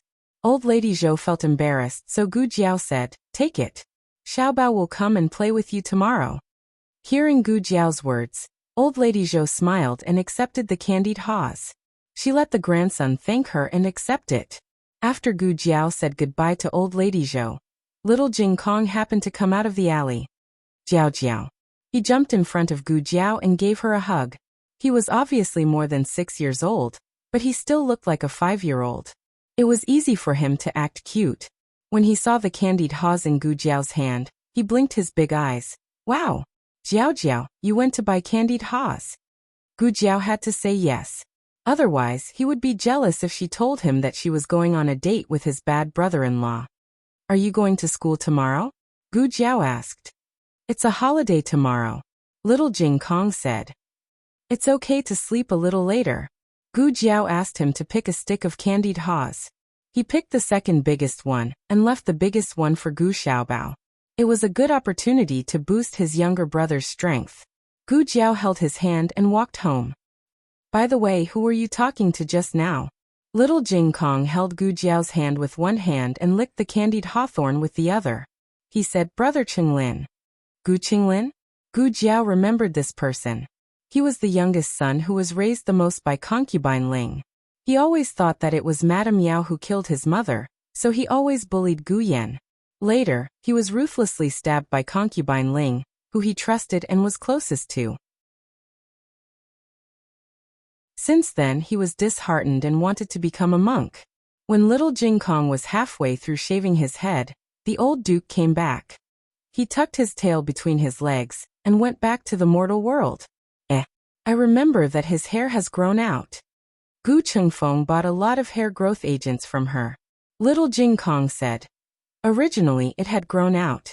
But during the new year, he played with firecrackers and blew up his hair. Gu Jiao hit the nail on the head and asked, Did he play with firecrackers or your black fire pearl? Little Jing Kong blinked. My black fire pearl.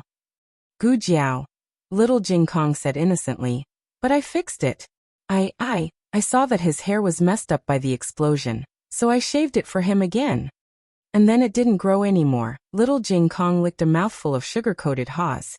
Oh, I suddenly remembered that I haven't fed little Jiao yet. I'll go feed little Jiao now. After saying that, he raised his head and looked at Gu Jiao cutely. Jiao Jiao, you're so beautiful today. I can't extricate myself from your beauty. My heart is bursting with joy. Gu Jiao. Well, little Jingbao's sweet words have solved the case. Wait. Gu Jiao stopped little Jing Kong, who was running into the house. Little Jing Kong rolled his eyes and turned around with a smile. Jiao Jiao, is there anything else? See. How could she lose her temper in front of such a well-behaved, cute and sensible child? Gu Jiao thought for a while and asked, What is he doing here today? The next day, Gu Chongqing and Gu Qingfeng got up early. Last night, Gu Qingfeng had returned home too late. Gu Chongqing had already gone to bed. He had only confirmed the marriage that Yuan Tong had mentioned with his elder brother this morning. Elder brother, are you really going to marry the daughter of the Yuan family? He asked Gu Chongqing. Gu Chongqing had just finished the horse dance. His handsome face was dripping with sweat. He took the handkerchief from the servant, wiped the sweat on his forehead and neck, and said, What's wrong? Do you have a problem with it? Gu Qingfeng snorted. What problem can I have? I'm not your father. Gu Chongqing looked at him coldly. He shrank his neck, smiled awkwardly, and changed the topic. Elder brother, didn't we agree to go to Clearwater Alley today? That girl has been resting for 2 days. In other words, they could come and disturb them now. Gu Chongqing raised his eyebrows and said proudly, I saw Jiao Jiao yesterday. Gu Qingfeng glared. What? Didn't we say we were going today? You actually went behind my back. Gu Chongqing said. Who told grandfather to call you to go to the palace and you didn't go? When grandfather and I came back from the palace, we ran into her visiting Dukongwa. Gu Qingfeng felt like he had missed out on 100 million yuan. Especially when his elder brother was showing off. Really? Elder brother, why are you so childish? Gu Chongqing glanced at his younger brother and walked away proudly. Gu Qingfeng gritted his teeth and returned to his own courtyard. As he was packing up, Gu Qinglin came over. Why are you up so early today? Are you going to school? He asked. Gu Qinglin scratched his head. It's a holiday today. Oh, then Gu Yan is also on holiday. As he spoke, he opened the cabinet door and stuffed an extra box into his bag. I don't know if the Imperial College will let it in. It will, Gu Qinglin said. Gu Qingfeng forgot to ask how he knew and stuffed another box into his bag. I'll go out with elder brother later. You stay at home and study. Oh, Gu Qinglin lowered his head. What's wrong? Gu Qingfeng sensed that something was wrong with his younger brother's mood. Gu Qinglin hesitated. Nothing, I'm going to study. Weird. Gu Qingfeng watched his back as he turned and left. He packed up the box and went to meet his elder brother at the gate. It was rare for little Jing Kong to have a holiday, so Xian Yuanqi and Liaochen also came over. Liaochen was dragged over by his father. Otherwise, he wouldn't want to face the little monk who could recite scriptures better than the abbot. Xian Yuanqi was teaching the three young men martial arts in the backyard. Liaochen was lying on a rattan chair to cool off. Gu Xiaobao was carried by Yu Ya, to find Granny Zhou's grandson. Gu Jiao went to the clinic. Yao Shi was making snacks for the children in the kitchen. Xian Yuanqi was teaching them the most basic fist technique. He demonstrated it once and then taught them one by one. Little Jing Kong learned it the fastest, followed by Gu Xiaoshan. Gu Yan was the slowest. He barely learned it. Xian Yuanqi saw that the three children were sweating profusely and knew that it was about time for the day. Little Jing Kong's talent surprised him. Xiao Lu really left behind a very outstanding descendant for the Xianyuan family. The two brothers went to the backyard and greeted Xian Yuanqi and his son. Then they greeted Gu Xiaoshan and the other two. Then they went to the kitchen to greet Yao Shi. Elder brother, watch me do it. Little Jing Kong couldn't wait to show off his newly learned fist technique to Gu Changqing. Gu Changqing and Marquis Xianping had taught little Jing Kong some martial arts. He learned a lot of different things, but he practiced them very well. This was a hard-working child. His movements were smooth as flowing water. Oh, not bad. Gu Qingfeng exaggerated. Little Jing Kong nodded. That's right. I'm the best at it. Gu Xiaoshan was not very familiar with some of the moves. He practiced them silently at the side. Xian Yuanqi corrected him from time to time. Only Gu Yan went back to the house with a long face. Gu Changqing followed him. Behind him, he said considerately, "Actually, I know this fist technique too. I can teach you too." Gu Yan turned his face and snorted. Who wants to learn it? The moves just now didn't require a lot of space. Gu Changqing demonstrated it to him in the house. Even if Gu Yan pretended not to care at first, he was gradually attracted to it. Try it, Gu Changqing said to him. I'm not going to try. Gu Yan refused to lose face in front of Gu Changqing. Gu Changqing smiled gently. He raised Gu Yan's arm and helped Gu Yan get into a stance. I said I'm not going to practice. Tighten the waist and abdomen. He pointed at Gu Yan's soft stomach with his slender finger and pointed at his thin back with his other hand. Gu Yan took a deep breath unconsciously. Like this. Gu Changqing came behind him and grabbed his arm. He led him through the first move. He leaned on his brother's arm and felt the details of each move. So it's like this? When he looked, he could only see the front or the back. It was always hard to combine the two. But after Gu Changqing grabbed his arm and did it once, he felt like he had suddenly seen the light. With Gu Changqing teaching Gu Yan one-on-one, Gu Yan finally learned the first half of the set of fist techniques taught by Xian Yuanqi. Not only that, he also previewed the second half in advance. Although it was not as smooth as the first half, he was still able to do it.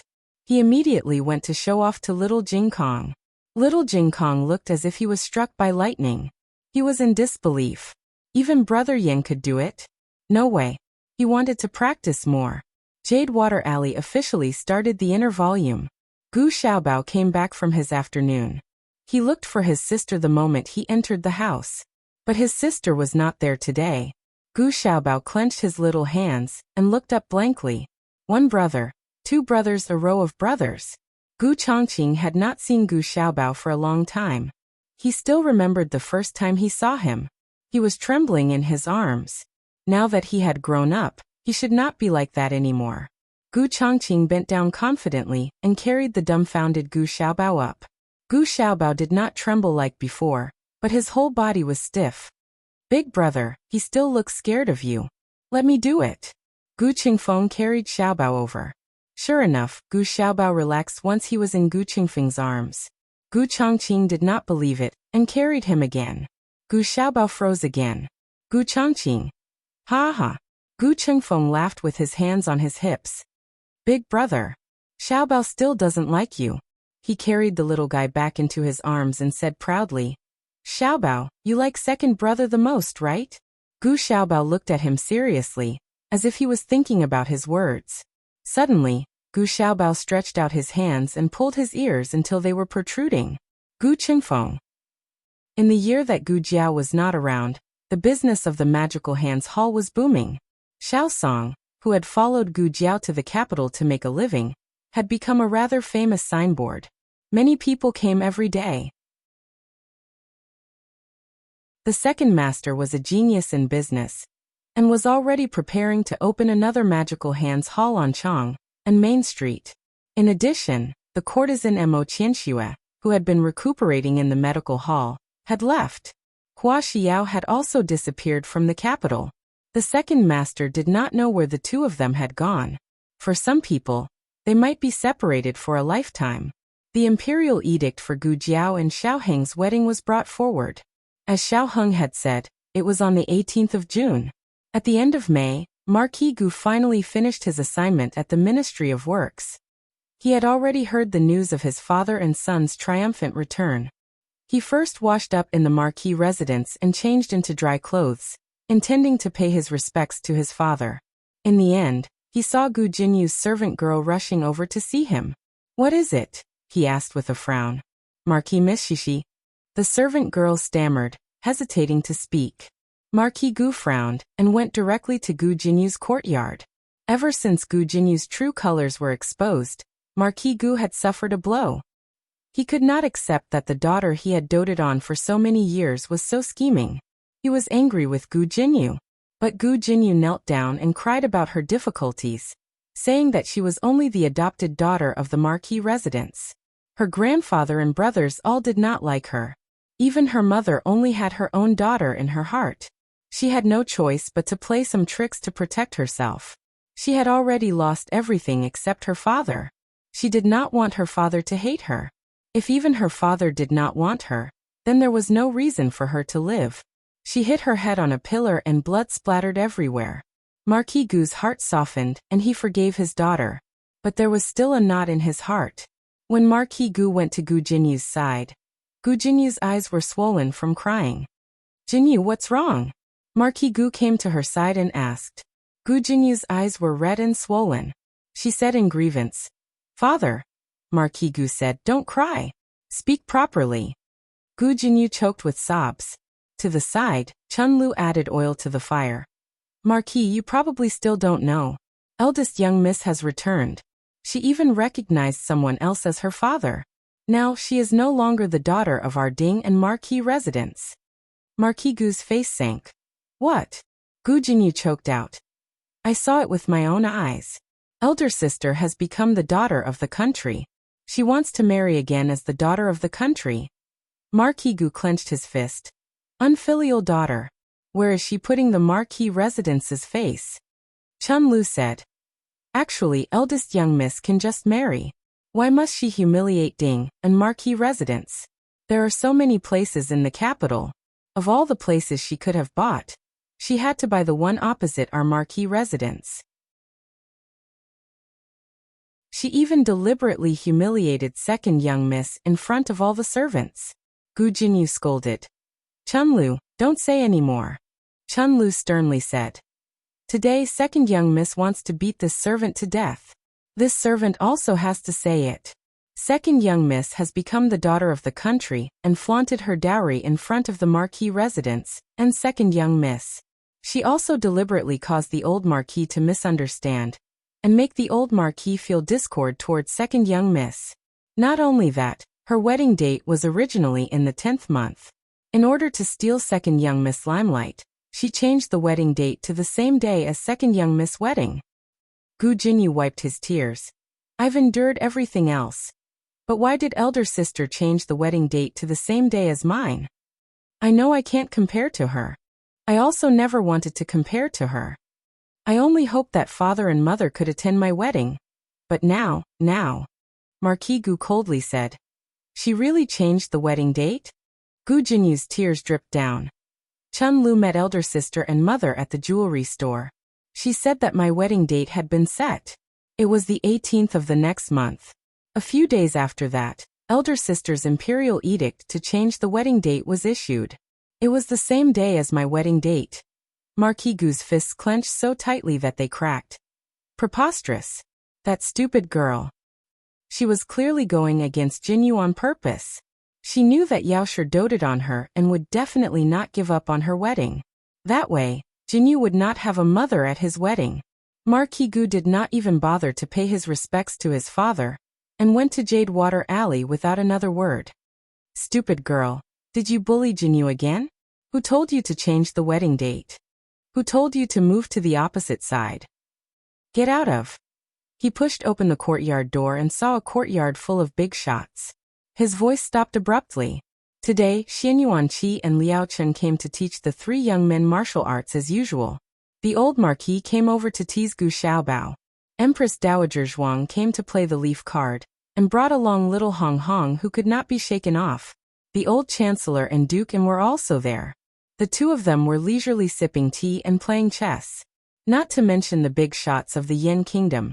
Just the Empress Dowager and Emperor of the Zhao kingdom made his legs go weak. What was going on? Why were there so many hidden dragons and crouching tigers in this small courtyard? Empress Dowager. Why, your majesty? Your majesty. Father, you're here too. He couldn't stop stammering. Hearing him call the old Marquis Gu father, Dukan understood who he was. That Marquis Ding, and of the Zhao kingdom who was extremely biased. Dukan learned a little about his actions from Gu Xiaoshan, and knew that this person deserved a beating. Sure enough, the first day he returned to the capital, he came to the Jiaojiao to denounce him. Dukan said indifferently, I bought the house. The emperor of the Zhao kingdom said seriously, I changed the wedding date. Empress Dowager Zhuang said coldly, I have to ask you if you agree to it first. Marquis Gu, who was finally cheated by Gu Jinyu. Is it too late for me to leave now?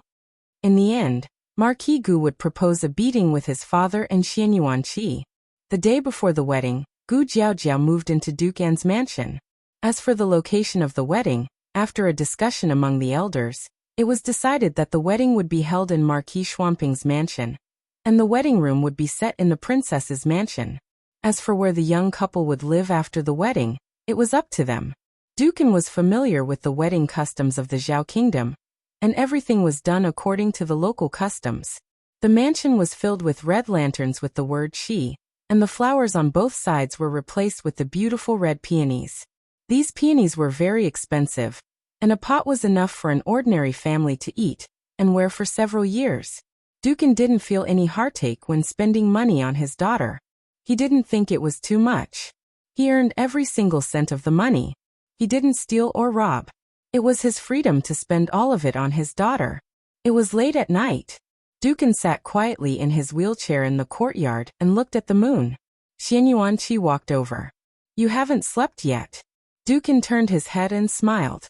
Second uncle can't sleep either? There was a stone stool beside him, but Xian Yuanqi did not sit down. He looked up at the endless sky and said emotionally, I didn't expect that she would get married. Dukan smiled. Second uncle, what do you mean? Of course Jiaojiao will get married. Xian Yuanqi sighed. That's right. She is Jiaojiao. Dukan was slightly stunned. What did second uncle mean? Did he know that Jiaojiao was Yinin? Can you stand up tomorrow? Xian Yuanqi suddenly asked. His thoughts were interrupted. Dukan lowered his head and smiled self-deprecatingly. Second uncle knows. Seeing you practice every day, it seems like it's very tiring. Dukan thought that he would say, actually, you don't have to work so hard. Whether you stand or sit to see her off, her feelings for you won't change. Unexpectedly, he said, you know, back then, eldest brother and I were very opposed to your marriage with Azi. Azi is a wolf on the grassland, and you are a sparrow in a cage. The two of you are not suitable at all. It was easy for him to say a long sentence. But you are very brave, just like Azi. Azi did not misjudge you. Azi married the right person. I hope that she also married the right person. The next day, just after 3 in the morning, Yaoshe went to pick up the perfect woman, and went to Duke An's residence together. Gu Jiaojiao, who was sleeping soundly, was gently patted awake by a pair of gentle hands. Jiaojiao, it's time to get up, Yaoshe said softly in her ear. Gu Jiaojiao opened her eyes in a daze. Yuya came to the bed with a brand new phoenix coronet and robes. The dazzling red light was immediately reflected in Gu Jiaojiao's eyes. Gu Jiaojiao was stunned. Yuya said with a smile, "Young miss, you are going to get married. The latest chapter of this book is not finished yet. For more exciting content, please scan the QR code below to download the app. The novel will be updated even faster. Millions of novels will be read for free.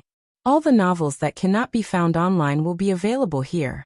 https://www.zhbqg.com/89642_8964286/1049146220. HTML Genius will remember this website's address in 1 second. www.zhbqg.com Biku Pavilion's mobile reading website. zhbqg.com.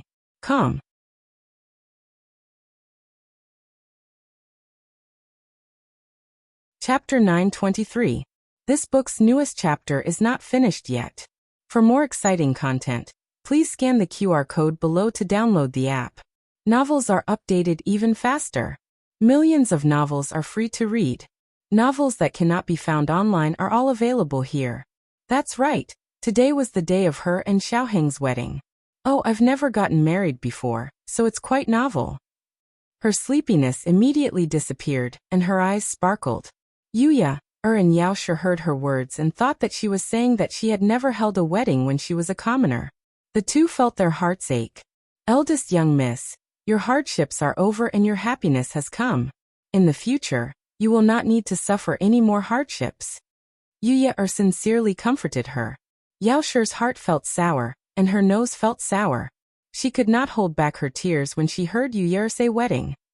She did not know if it was because her heart ached for her daughter's suffering, or because she did not want her daughter to get married. She had not raised her enough. It really was not enough. The daughter that she had only found after being separated for 14 years was getting married in less than 4 years. Madam, don't cry. Yuya comforted her, her voice suddenly choked up. If you cry, I will also cry. It was so strange. She clearly was not sad, but seeing Madam cry, she also felt sad. Gu Jiao stared blankly at Yao Shi, not understanding why she was crying. The perfect Madam had seen this scene many times and smiled at Yao Shi, saying, Madam, young miss is getting married to the capital and not far away. If you want to see young miss, isn't that easy? That's true.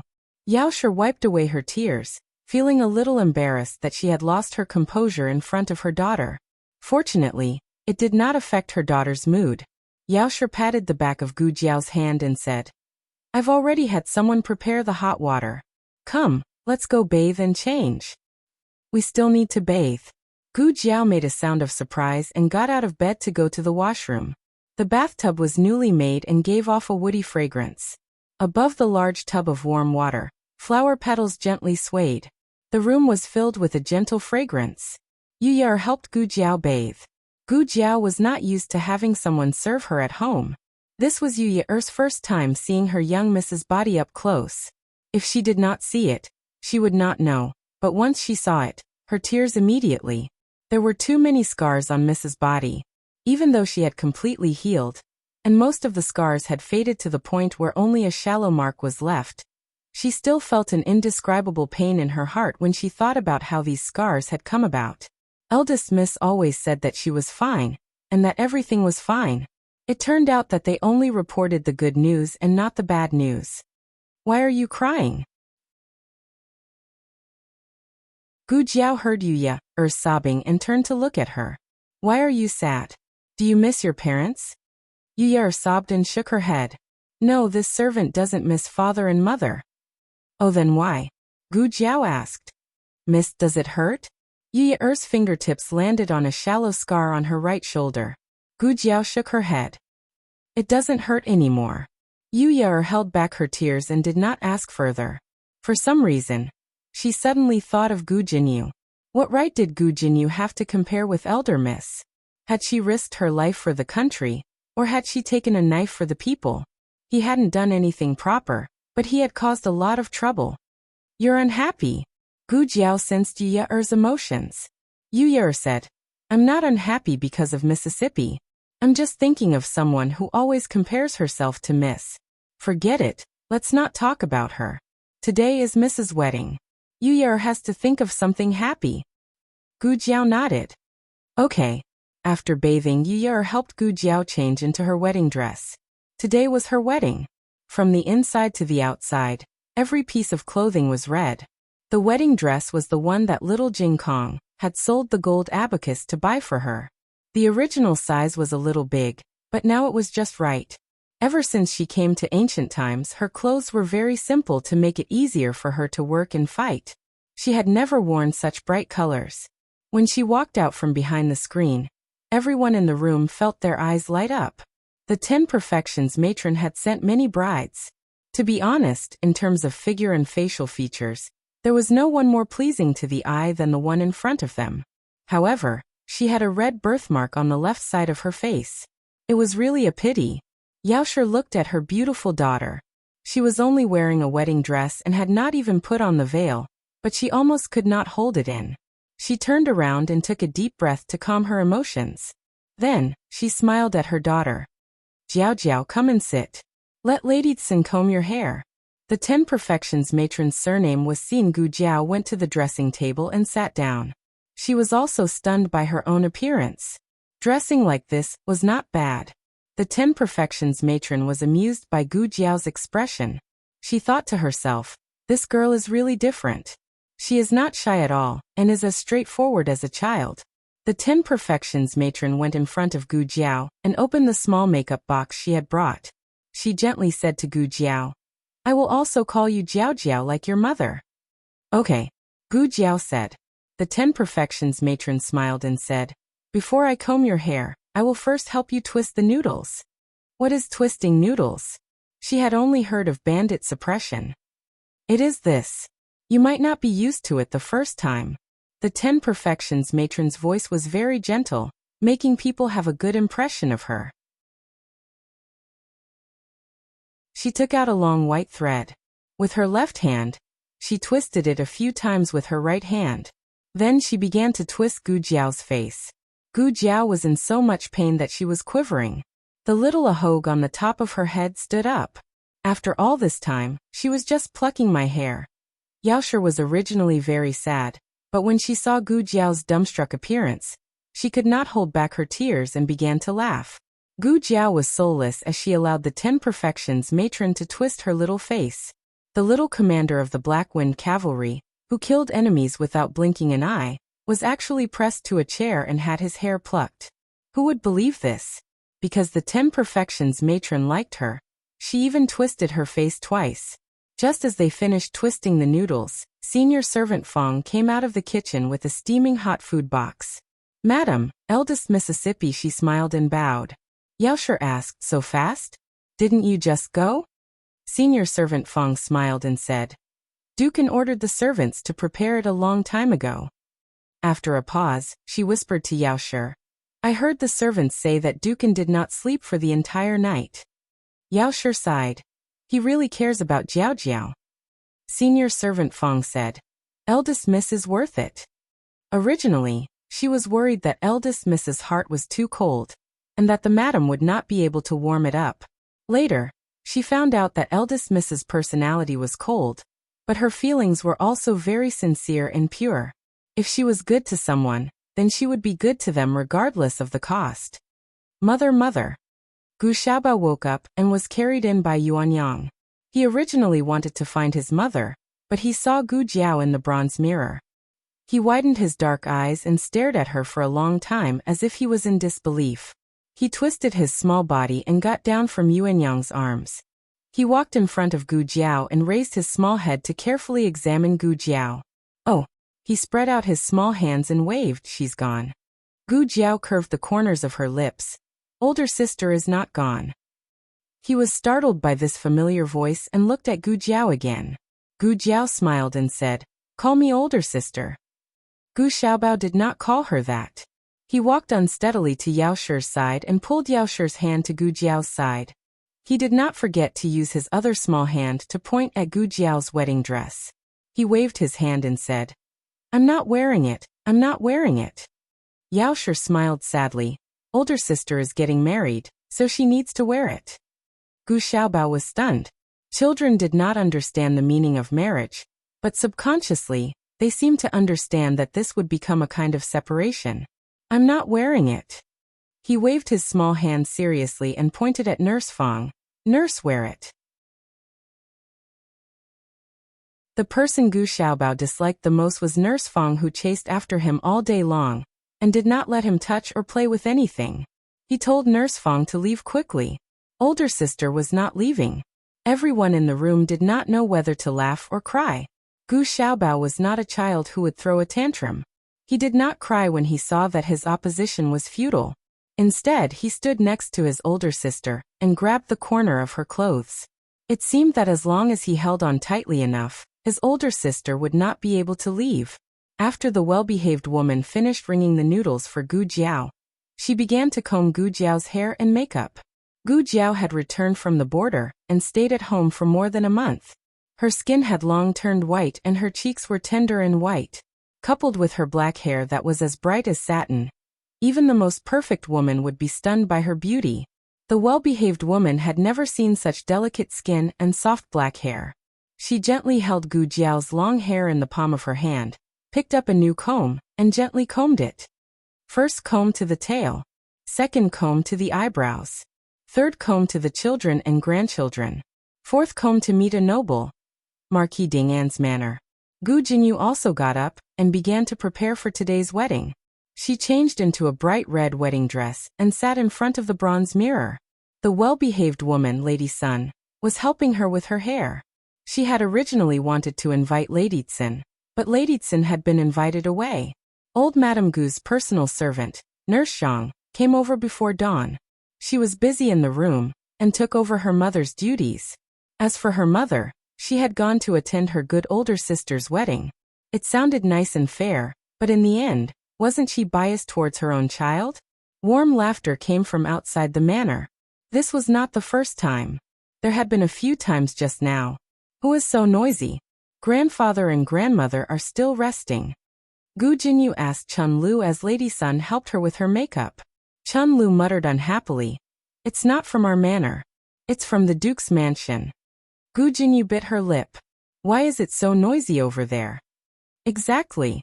What's so great about getting married? It's so lively the second time. Does she think that no one knows she married before?"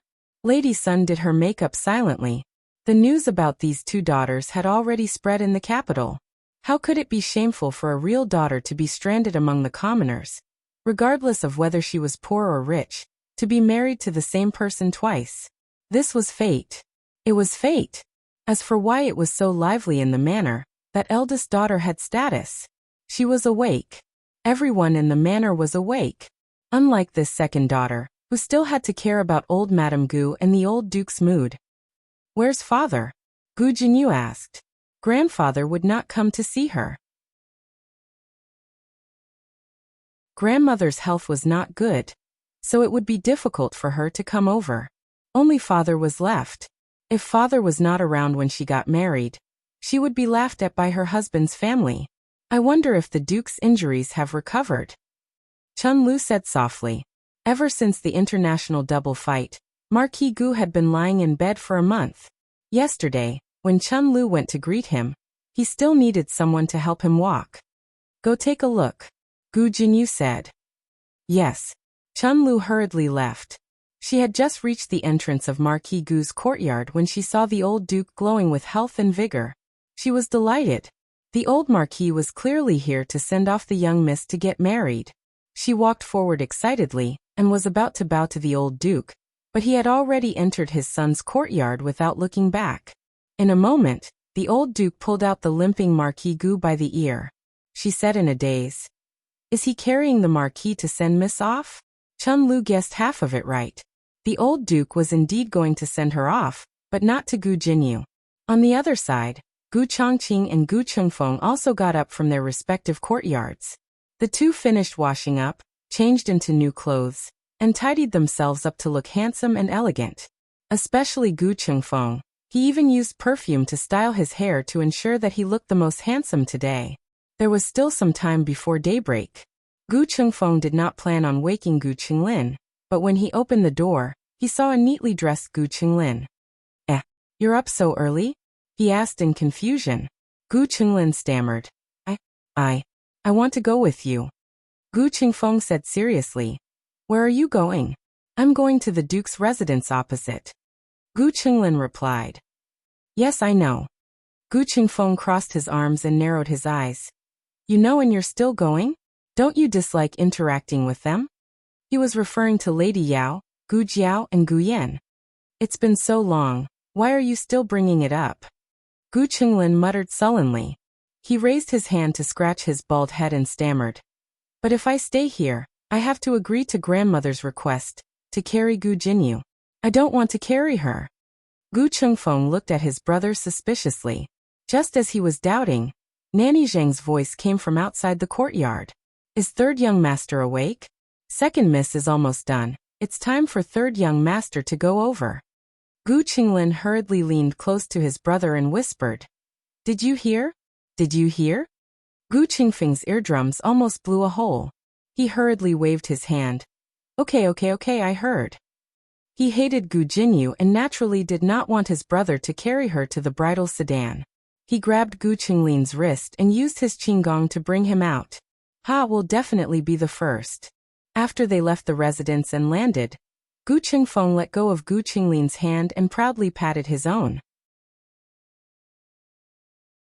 Gu Qinglin counted with his fingers. "The first one? Then who's not human?" Gu Qingfeng. In the new courtyard of Marquis Xuanping's residence, Princess Xinyang tied the ribbon and red flowers for little Jingkong's wedding gown and put on a small groom's hat for him. A mini version of the little groom was born. Little Jingkong came to the Marquis's residence with the new bed a few days before the wedding. His original task was to press the bed. After that, he decided to stay in the Marquis's residence to ensure that no one else had slept on the bed before the wedding. He guarded Jiao Jiao's bed day in and day out. This coincidentally gave him a chance to pick up the bride. Xiao Heng changed his clothes himself. The moment he entered the room, he saw a little groom who was dressed exactly like him. The corners of his mouth twitched. "What do you want?" he asked. "I want to get married to Jiao Jiao." Little Jingkong put his hands on his hips and said confidently. Xiao Heng chuckled. "The groom has to ride a horse. You don't have a horse, so you can't go." "Who said I don't have a horse?" Little Jingkong looked at the gate and shouted loudly, "Little Shi." The horse with a small braid, a big red flower on its head, and red lipstick on its lips rushed into the courtyard. Xiao Heng looked at the extremely eye-catching horse and his body trembled. Wasn't this horse not brought to Zhao country? How did it appear? The 3-year-old horse king, who had maxed out his tracking skills, was not a problem at all. In fact, the horse king had just appeared. Gu Jiaojiao had chosen a gentle little black horse for little Jing Kong. But last night, when little Jing Kong went to find the little black horse, he accidentally found the horse king who was secretly forcing the little black horse to lead the way to Gu Jiaojiao. Little Shi. Hearing this demonic voice, the horse king was so scared that it did a split on the spot. But it was of no use. Little Jing Kong decisively caught it and brought it to Marquis Xuanping's residence. At this moment, there was a child's saddle on the horse king's back. It was drawn by Gu Jiaojiao and given to Gu Xiaoshan to make it. Little Jing Kong walked out valiantly and said politely to the guards in the courtyard, "Please give me a hug, thank you." The guards picked him up and put him on the horse's back. He skillfully fastened the buckle and said proudly, "I'm going to pick up Jiao Jiao." Everyone in the courtyard couldn't help but laugh. How could Xiao Heng lose to a little monk? He snorted and went out of the courtyard. Then he turned over and rode the tall horse. Little Jing Kong was a cute little groom. Xiao Heng was a handsome young man of the Xiao family. He was dressed in bright clothes and rode a majestic horse. Everything in the world was overshadowed by him in an instant. His handsome face still had a trace of clean youthfulness, but his eyes had more of the calmness and charm of a mature man. Looking at him like this, Princess Xinyang suddenly felt a strong sense of melancholy and reluctance to part with him. Her son had grown up. He had really grown up. At 5 o'clock, Gu Jiaojiao pursed her bright red lips for the last time. The well-rounded woman looked at the beautiful bride and nodded with satisfaction. Then, she put the veil on Gu Jiao's head. Almost at the same time, the sound of gongs and drums came from outside the residence. Yu Yao's eyes lit up. The son-in-law is here. The latest chapter of this book is not finished yet. For more exciting content, please scan the QR code below to download the app. The novel is updated at a faster rate. Millions of novels can be read for free. There are all kinds of novels that can't be found on the internet here. https://www.zhbqg.com/89642_8964286/1048947999. HTML Genius remembered the website address in 1 second. www.zhbqg.com Bikuj mobile reading website. zhbqg.com.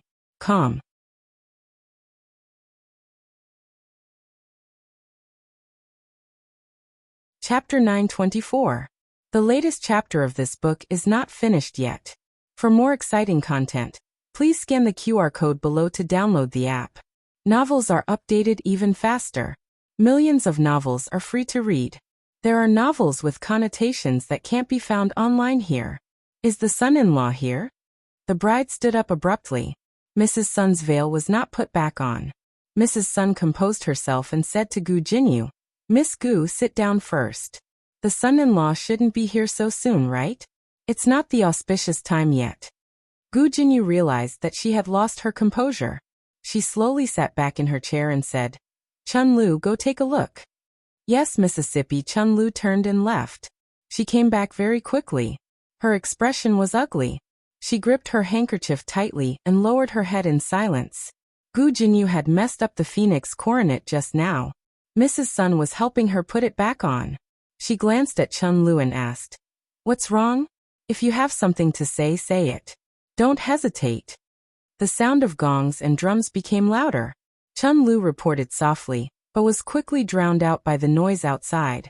Gu Jinyu reminded herself that today was her wedding day. She had to be happy and not angry. "Louder," she said to Chun Lu.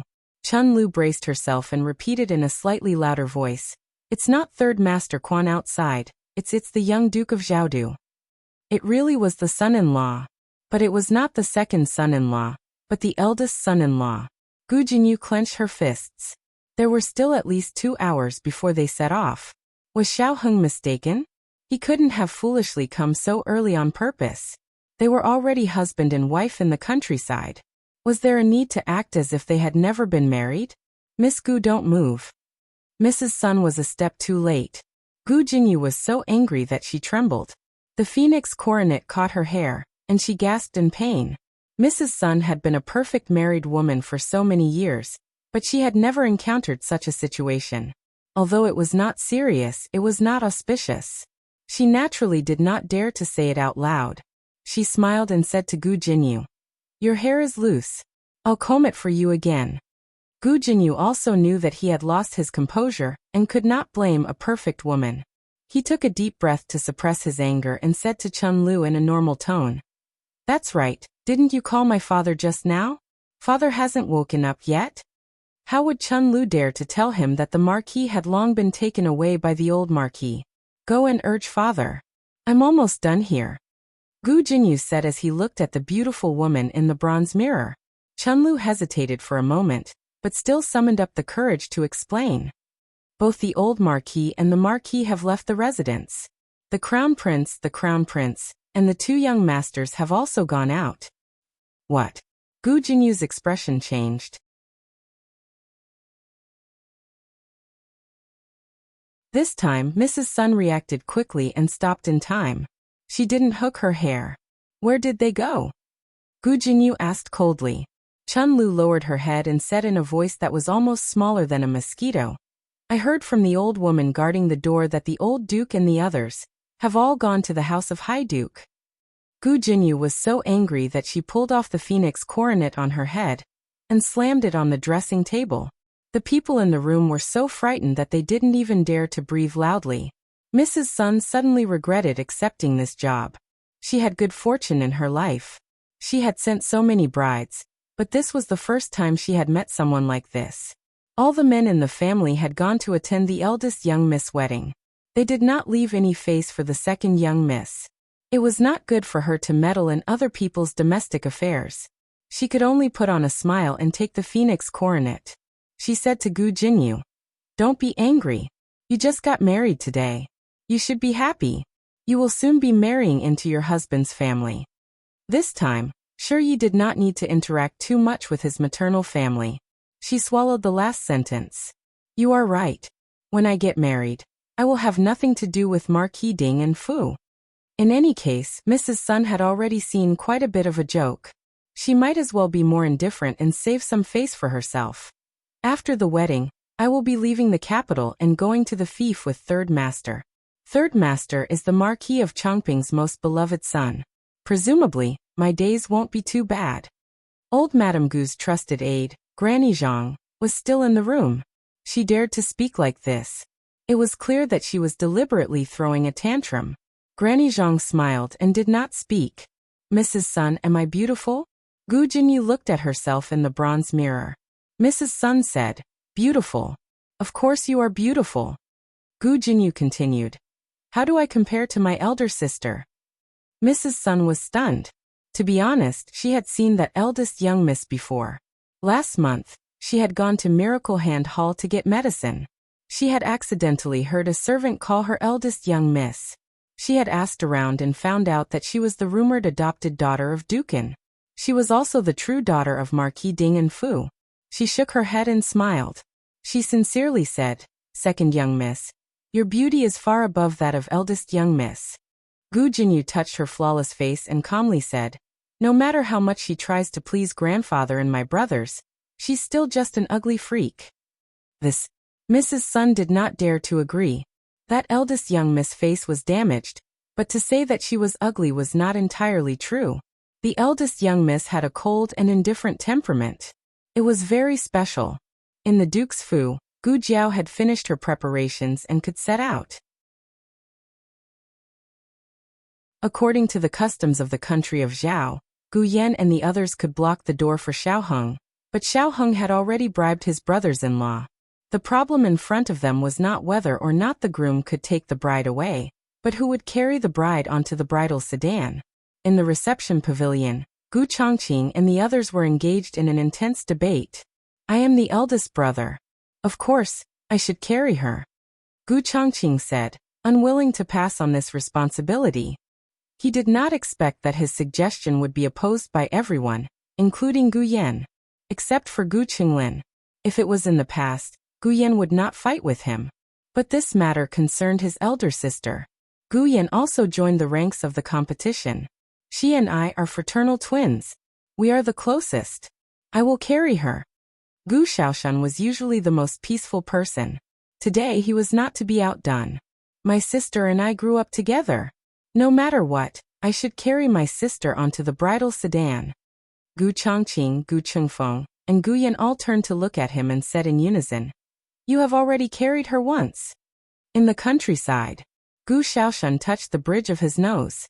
No. Gu Chenglin opened his mouth. The other four.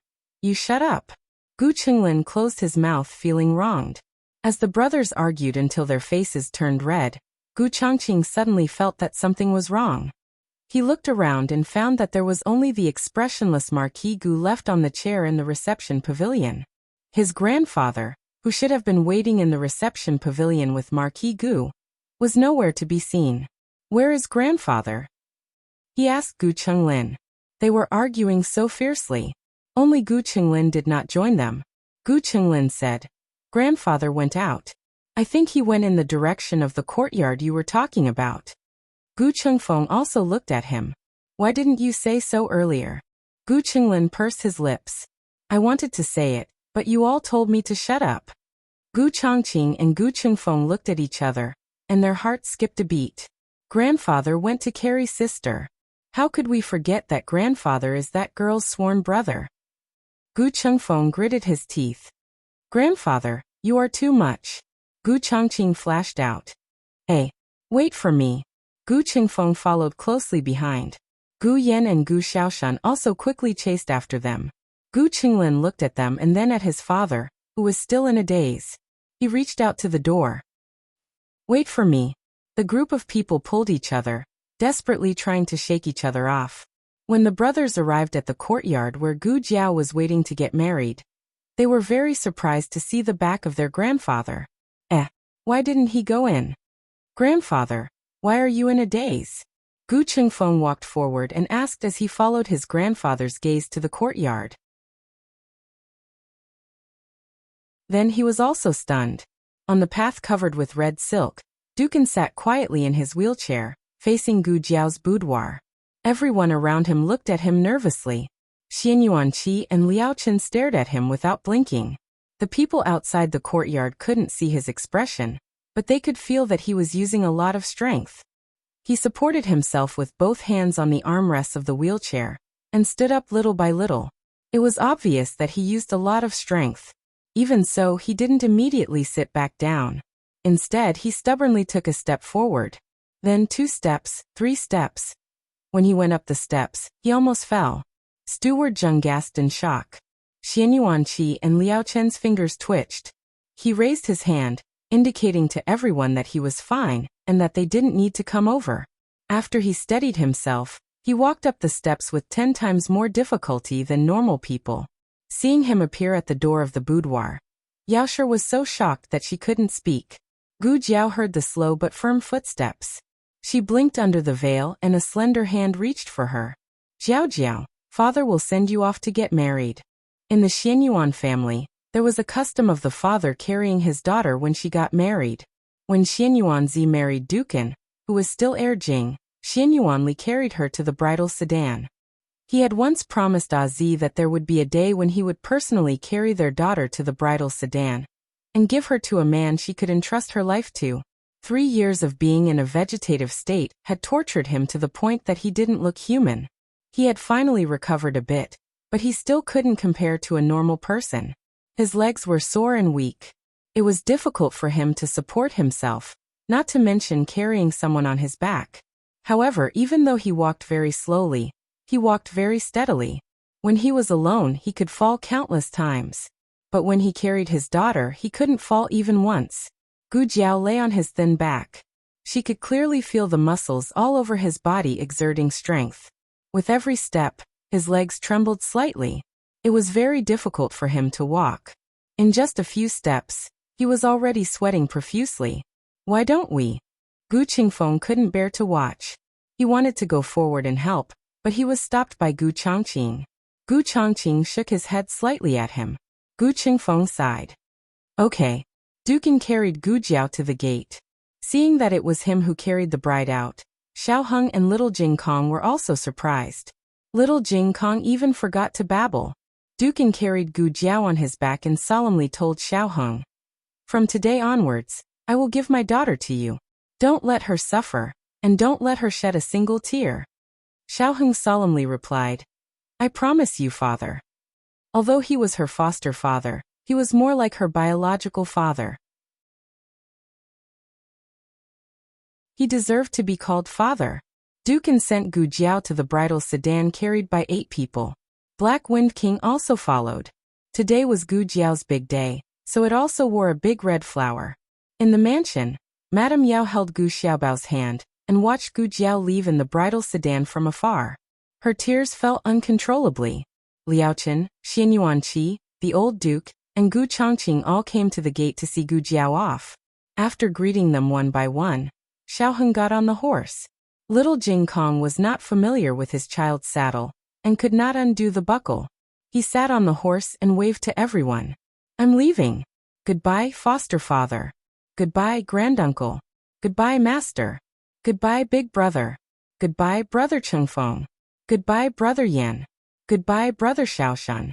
Goodbye, brother Chenglin. Goodbye, brother Yin, grandfather." It was so tiring to wave goodbye to so many people. "Everyone, hurry up and go, little guy. Your horse is almost blinding us." The Horse King walked away valiantly with brisk and proud steps. It hopped to Black Wind King's side. Black Wind King, who was wearing a big red flower, had a look of disdain. Stay away from me. The sound of drums and gongs went further and further away. After the commotion, the long street was unusually quiet. Gu Qingfeng gave a few instructions to the guard at the side. The guard understood and went to Marquis Ding, Anne's residence, to drive a spacious carriage over. He walked down the steps and came to the side of the carriage. He did not hear any movement behind him, so he turned to look at everyone. Hey, why are all of you in a daze? What are you doing? Guyan asked him. He grabbed the reins and checked the two horses pulling the carriage while saying, "It's a big day, what do you think? Of course, we're going to Marquis Xianping's residence for the wedding banquet. There's no rule that says the bride's family can't go to the wedding banquet. If you don't want to go, then forget it.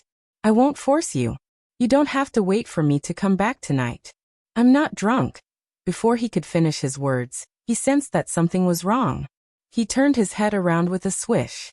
Everyone got on the carriage. Even Gu Xiaobao was sitting obediently on Gu Yan's lap. He was dumbstruck. "It can't be? At least leave a seat for me." After they had walked for a full 2 hours, the Quan family's procession finally arrived. Gu Jinyu was carried onto the bridal sedan by the wedding nanny. The procession was a man wearing a navy blue brocade robe. He smiled warmly and said, "I am second brother. I've come to escort third brother's bride." Beside the bridal sedan, Chun Lu could not help but ask, "Why didn't third young master come personally?" The man smiled and explained to Gu Jinyu in the bridal sedan, "Third brother injured his foot last night. Younger sister, please forgive him." Gu Jinyu tightened her grip on her handkerchief and said in a normal tone, "I know. Thank you, second brother." On the same street, two brides were getting married. Actually, the procession for Marquis Chongping's procession was very lively. There were over 100 people, but compared to Gu Jiao's procession, it was not enough. The Ghost Face Army, the Black Wind Cavalry, the Shadow Troop, and the Gu family's troops escorted the bridal sedan on the long street. Those who knew would say that it was a marriage alliance between two countries, but those who did not know would think that it was a military parade. Little Jing Kong woke up too early and fell asleep on the way back to the Marquis's residence. The adorable little groom sat on his little saddle and pecked at the rice grains like a little chick. The next moment, he was sprawled on his back and drooling. The commoners along the way laughed. The future god of war's indescribable sleeping posture was watched by the entire city's commoners. It was another black mark in their history. Xiao Heng looked at the little fellow in amusement. He carried him down and placed him on Gu Jiao's bridal sedan. He slept like a log and completely missed the upcoming ceremony. When they arrived at the residence, the servant girls carried little Jing Kong down. Xiao Heng held Gu Jiao's hand and helped her down the bridal sedan. The wedding nanny handed over a red silk ribbon and handed it to the newlyweds. The two entered the residence with the red silk ribbon in their hands. The sound of firecrackers filled the entire street. In the residence, there was a hubbub of voices. Xiao Heng whispered next to her, "Don't be nervous." Gu Jiao replied, "Okay." The wedding nanny reminded her, "The bride, please step over the brazier." Gu Jiao stepped over easily. The wedding nanny smiled and said, "The bride, please step on the tiles." Gu Jiao asked Xiao Heng in a low voice, "Should I break it or not?" The wedding nanny heard it and smiled, "Break it. The more broken, the better." The last sentence was nonsense. In fact, it was enough to break it. As soon as she finished speaking, Gu Jiao stepped down and crushed the tiles into powder. The wedding nanny was speechless. Xiao Heng was speechless. The two entered the Mingguang Hall. Marquis Xianping and Princess Xinyang sat on the main seats. Today was his son's wedding. It was rare that Marquis Xianping did not cause any trouble. He sat obediently from the morning until now. Xiao Heng and Gu Jiao stepped over the threshold and walked in. The wedding nanny said, "First bow to heaven and earth." Xiao Heng and Gu Jiao turned around tacitly and bowed to the door. The wedding nanny said, "Second, bow to your parents." The two turned around again and bowed to Marquis Xianping and Princess Xinyang. Princess Xinyang's eyes flashed with tears. Marquis Xianping did not look at her. He just gently held her hand. There was no ambiguity in it. Princess Xinyang wanted to cry even more. She did not understand why. The wedding nanny said. Husband and wife bow to each other. Xiao Heng and Gu Jiao looked at each other. There were no excessive words or solemn vows. The two stared deeply at each other through the red veil. After 4 years, they finally waited for this moment. The two bowed deeply to each other. Thank you for marrying me. Thank you for marrying me. Please take care of me for the rest of my life. Princess Xinyang's tears finally fell with a pitter-patter. Marquis Xianping held her hand tightly. The wedding nanny raised her handkerchief and said with a smile, "Send it to the bridal chamber." The latest chapter of this book is not finished. For more exciting content, please scan the QR code below to download the app. Novels are updated faster. Millions of novels are free to read. There are novels with connotations that cannot be found online here. https://www.zhbqg.com/89642_896428226/1048753880. HTML Genius memorized the website's address in 1 second. www.zhbqg.com Bikuj mobile reading website. zhbqg.com.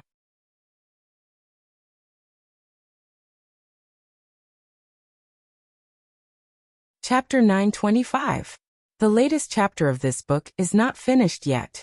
For more exciting content, please scan the QR code below to download the app.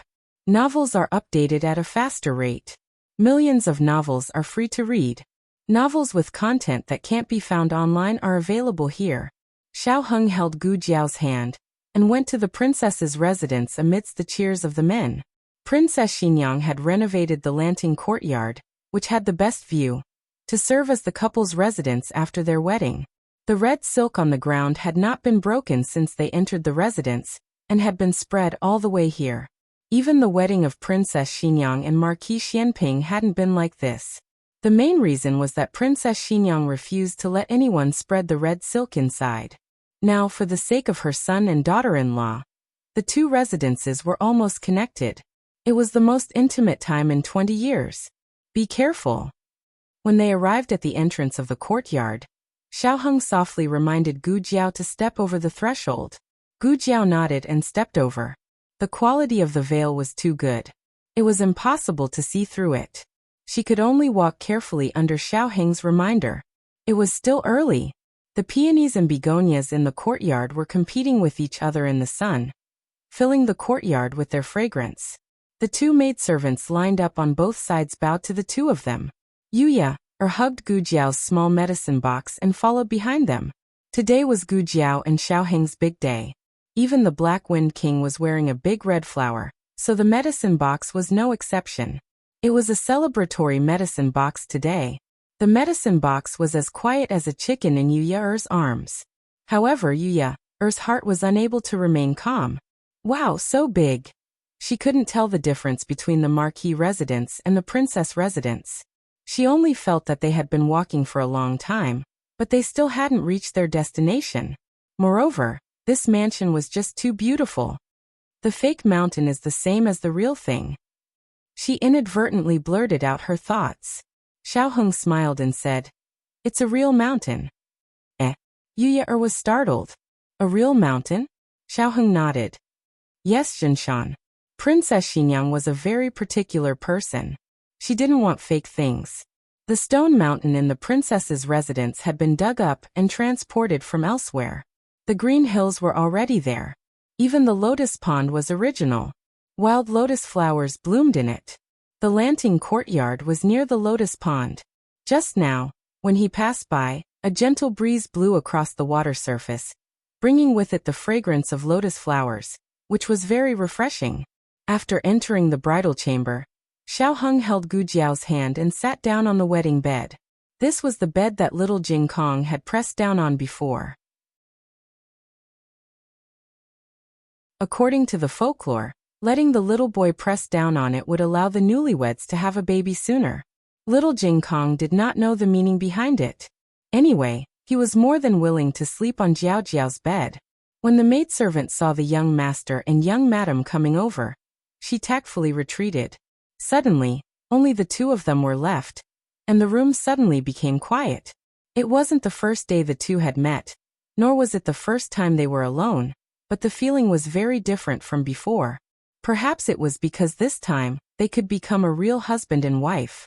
Thinking about what would happen next, Xiao Heng's heart surged with anticipation, and he was a little nervous with Shi Yi. Your heart is beating so fast. Under the veil, Gu Jiao suddenly spoke. Xiao Heng was slightly stunned. He lowered his head to look, and saw that a certain person's slender fingers had unknowingly placed on his pulse. She was indeed a physician. She could take someone's pulse anytime, anywhere. He opened his mouth. For a moment he didn't know how to resolve the awkwardness in front of him. My heart is also beating very fast. Gu Jiao pulled his fingers over, and placed them on her fair wrist. Her skin was cold, but Xiao Heng only felt that his fingertips were burning. His heart was beating so fast that even his breathing was irregular. Young Mississippi Yuye's voice came from outside the door. What's the matter? Gu Jiao asked. Yuye said. Someone came to the front hall and urged the young master to hurry over. It was still daytime, so it wasn't time for the wedding night yet. Xiao Heng still had to entertain the guests at the banquet. Gu Jiao said, Oh. Hearing her emotionless tone, Xiao Heng couldn't help but laugh. He said to Yuye, Got it. Have them wait a little longer. Yes, young master. Yuye happily went to pass the message. She knew it. In the young master's heart, her young miss was the most important. Are you tired? Xiao Heng asked Gu Jiao. I'm not tired, Gu Jiao said. She wasn't being polite. She really wasn't tired. The phoenix coronet and robe were very heavy for a normal woman, but it wasn't as heavy as her armor. She hadn't complained about being tired even after wearing her armor and fighting for a day and a night. What was so tiring about getting married? She still had a lot of energy. Rumble, her stomach growled. Xiao Heng smiled and said, You haven't eaten for half a day. You must be hungry, right? I'll have someone go get some food. Gu Jiao said, Yuye can go get it. You go entertain the guests at the front. Xiao Heng's lips curled up as he looked at her. Are you sure? Gu Jiao nodded. Go early and come back early. Yes, if you don't go, they'll punish you with alcohol. It was Eugene's voice. Eugene smiled as she walked in with a box of food. Yuye smiled and bowed to her at the door. Aunt Eugene. Eugene smiled and patted her hand. You should go eat something too. I'll be here. Yuye shook her head. No, I have to take care of the young miss. Eugene said gently. Don't worry, I'll take good care of her for you. Yuye looked at Gu Jiao in the room. Then, listen to Aunt Eugene, Gu Jiao said. Give it to me. Eugene said to Yuye. Since Gu Jiao had spoken, Yuye was no longer stubborn. She stuffed the small medicine box tied with red silk and big red flowers into Eugene's arms. Thank you for your trouble, Aunt Eugene.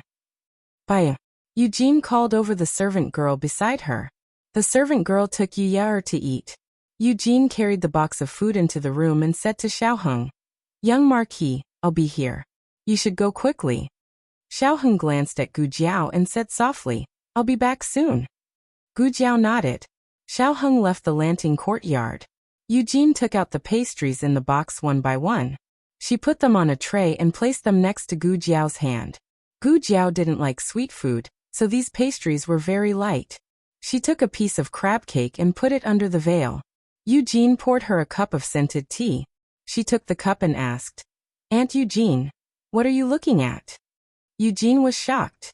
How did you know I was looking around through the veil? Eugene smiled embarrassedly. Nothing. The princess said she'll come see you in a bit.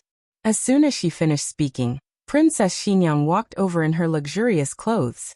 Eugene retreated. Princess Xinyang sat down on a stool by the bed.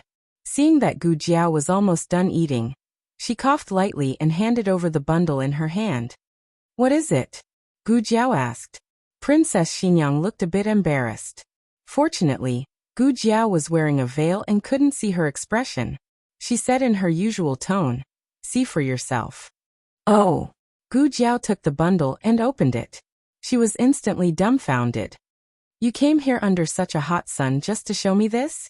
Princess Xinyang suppressed the discomfort in her heart and lightly said, "Look at it first. If there's anything you don't understand, ask me." "What's there to not understand?" Gu Jiao muttered. Princess Xinyang curled her lips. "Still stubborn? I heard from your mother that you two have never consummated your marriage. The mark on your face is not a birthmark, it's a chastity mark." Princess Xinyang would never read this kind of book. But for her son and daughter-in-law to successfully consummate their marriage, she could only throw caution to the wind. She was a fastidious person. She didn't like those vulgar and rough picture books on the market. She spent a lot of money to hire an artist to draw it, and it was very beautiful. Even she wouldn't be disgusted by it. Moreover, the paper she used wasn't coarse paper that costs one tael on the market, but the extremely expensive water-patterned paper. More importantly, this book wasn't a black and white picture, but a colored picture. "You really don't have anything to ask?" she lightly said. Her tone was calm, but her heart was embarrassed. But who told the two little ones to be inexperienced? If Shang Guanyin was here, she would definitely let them learn without a teacher. Princess Xinyang couldn't let it go, so she was able to do such a feat. Gu Jiao gave her face and asked, "Can you first put ginger and onions, then blanch it?" Princess Xinyang frowned. "What ginger and onions blanch it?" Gu Jiao handed the book to her and pointed to a page. "Here, marinated pork belly." Princess Xinyang was startled. She took the wrong book. Princess Xinyang closed her eyes in annoyance. In order not to be discovered, she put a cookbook on top of the book to cover it up. She hurriedly returned to her courtyard. Just as she arrived at the door, she saw a tall and sturdy figure sitting in her room. It was Marquis Xianping. Marquis Xianping didn't seem to notice her arrival. He was concentrating on reading a book on the table. When Princess Xinyang saw the painting on the page, she was so shocked that she staggered and almost fell to the ground. Marquis Xianping didn't move his gaze away, and continued to stare at the book without blinking. As he read, he turned the pages and said, "Qin Fengwan, Qin Fengwan, I really didn't expect you to like reading erotic pictures." Princess Xinyang walked over with a red face and snatched the book. "Who let you into my room?" Marquis Xianping looked at her strangely. "Didn't you ask me to come?" "When did I?" Halfway through her words, she realized something and suddenly turned her head to look at Yujin at the door. Yujin lowered her head resentfully. "Just now, you was crying a lot. You had something to do, so I went to call the Marquis over." She gritted her teeth and hid the book behind her back.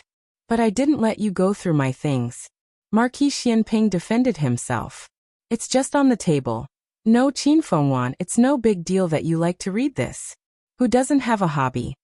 She said coldly. "I don't like to read it." "If you don't like to read it, then why are you reading it?" Marquis Xianping looked her up and down. Her face was so red that it was dripping blood. After being married for so many years, this was the first time he saw her so embarrassed. In a flash, he understood something and said in realization, "You want to learn?" Princess Xinyang was confused. "Huh?" Marquis Xianping took a step forward, and Princess Xinyang subconsciously took a step back. She forgot that there was a table behind her, and her but pressed against the edge of the table. Marquis Xianping placed one hand on the table behind her, and his powerful aura enveloped her. She was used to being so close to people, so she instantly held her breath. He stared at her and smiled. "Or are you hinting something to this Marquis? Qin Fengwan, don't tell me you haven't been plotting against me for a long time." Princess Xinyang. The wedding at Marquis Xianping's estate was very lively. There were hundreds of tables set up, and the entire estate was packed with people. Empress Dowager Zhuang and the emperor also came. Empress Xiao had received permission to go home to visit her relatives. His colleagues from Hanlin Academy also came over. Feng Lin, Lin Qingye, Du Ruhan, and Ning Ziyuan pulled Xiao Heng to drink several cups. They were all a little drunk. Du Ruhan said drunkenly, "You rascal. I told you you're not Lulang, right? Ha. I didn't say anything wrong, right? Feng Lin." He slapped Feng Lin's back. Feng Lin was already drunk and looked up in a daze. "Ha. Drink more." Du Ruhan raised his wine cup. Let's have a drink with the young Marquis. Lin Qingye leaned on the table. Let's have a drink. Lin Qingye and Feng Lin were married. Feng Lin was a father, and Lin Qingye's wife was pregnant. Du Ruhan studied hard and didn't think about marriage for the time being. They had just found out about Xiao Liulong's true identity not long ago, so it would be a lie to say that they weren't shocked. But after thinking about it carefully, they felt that it was reasonable. How many geniuses could there be in this world? The young Marquis took up 9 out of 10 points of wisdom, and the remaining 10 points were divided among all of them. Drink. Drink. Ning Ziyuan made Du Ruhan drink 2 more cups, and Du Ruhan completely collapsed. There were still a few colleagues at the table who hadn't collapsed. Ning Ziyuan winked at Xiaoheng. Leave it to me. Go. Xiaoheng bowed to Ning Ziyuan. Thank you very much. I don't dare to accept the young Marquis's bow. Ning Ziyuan hurriedly held him. Xiaoheng patted him on the shoulder and left gratefully.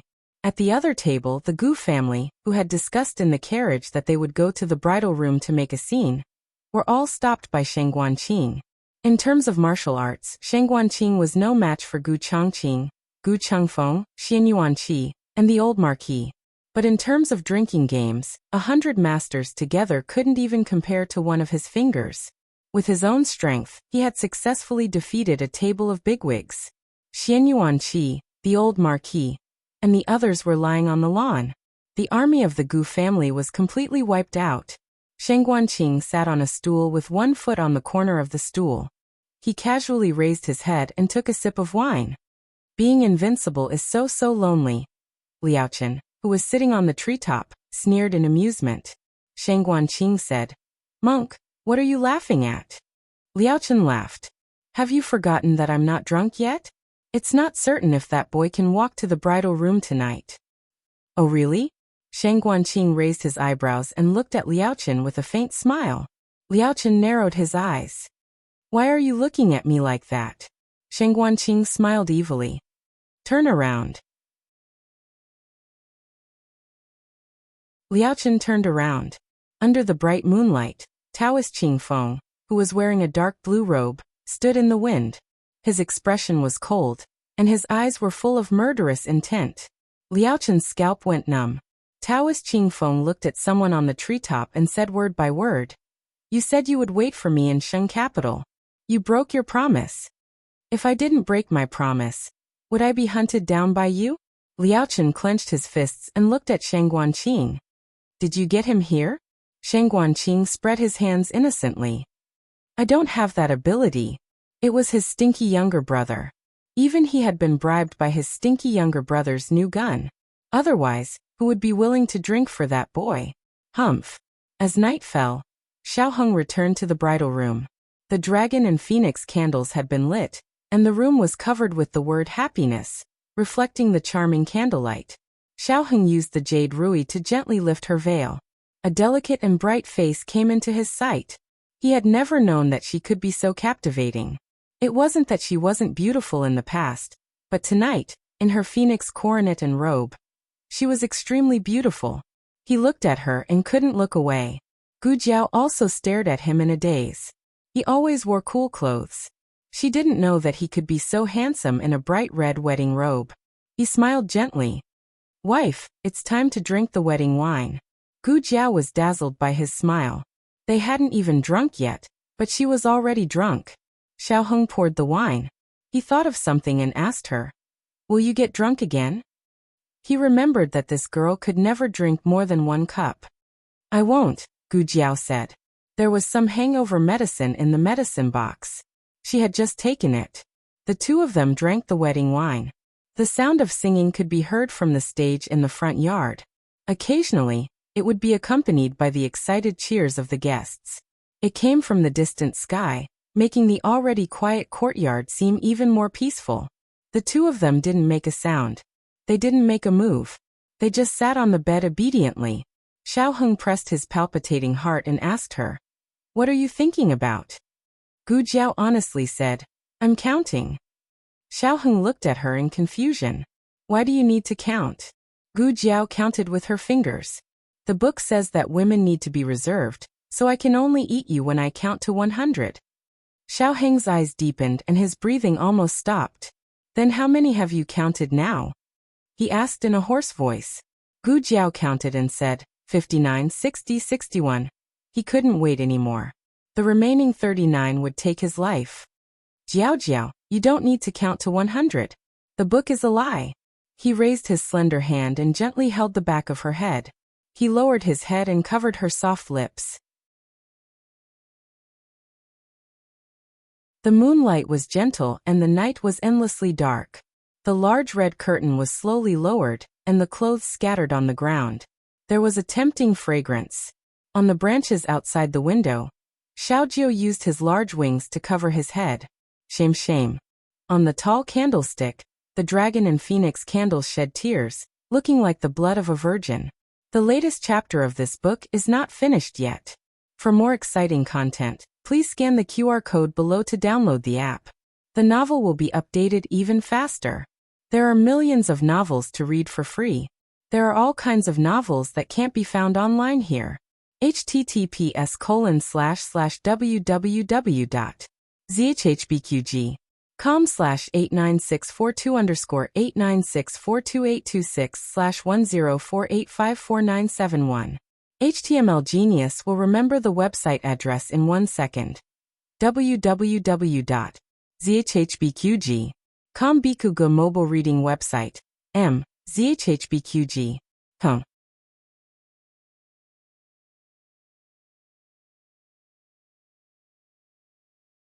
Chapter 926. The newest chapter of this book is not finished yet. For more exciting content, please scan the QR code below to download the app. Novels are updated even faster. Millions of novels are free to read. Novels that can't be found online are all available here. For the young Marquis wedding, the Marquis Manor was lively for an entire night. The opera troupe changed shifts 3 times, and they sang until smoke came out of their throats. Only when the sun began to rise did the performance end, and everyone leave. Xiao Yi was so noisy that she could not sleep. She cried in her room until the middle of the night, causing Princess Xian Yang to also sleep late. When she opened her eyes, she found that the sky was already bright. Massaging her aching forehead, she said, "Why didn't you wake me up earlier?" Eugene helped her up and gently said, "You slept too late last night. It's still early. How about you sleep a little longer?" Princess Xian Yang tiredly waved her hand. "I can't sleep anymore. In a moment, Ahing and Jiaojiao will be coming over to offer tea." On the first day of the wedding, the daughter-in-law had to offer tea to her parents-in-law. Only like this could she be considered to have received the approval of the family. Although Princess Xian Yang approved of Gu Jiao, she was a person that valued rules. Etiquette could not be ignored. After she finished washing up, she changed into a set of dignified clothes and sat down in front of the dressing table. Eugene came behind her and began combing her hair. She said, "You also didn't sleep well, right? You don't need to be on duty today. Have Hua Ping come over." Eugene smiled. "I slept well. I wasn't here last night." Speaking to this point, she paused and looked at her own princess in the mirror. Sure enough, the princess' expression was ugly. She gently coughed and no longer spoke, silently combing Princess Xian Yang's hair. As she combed, her expression began to look a little off. Princess Xian Yang saw it from the mirror and strangely asked, "What's with that expression?" Eugene's eyes flashed. "I don't have it." Princess Xian Yang, "You do."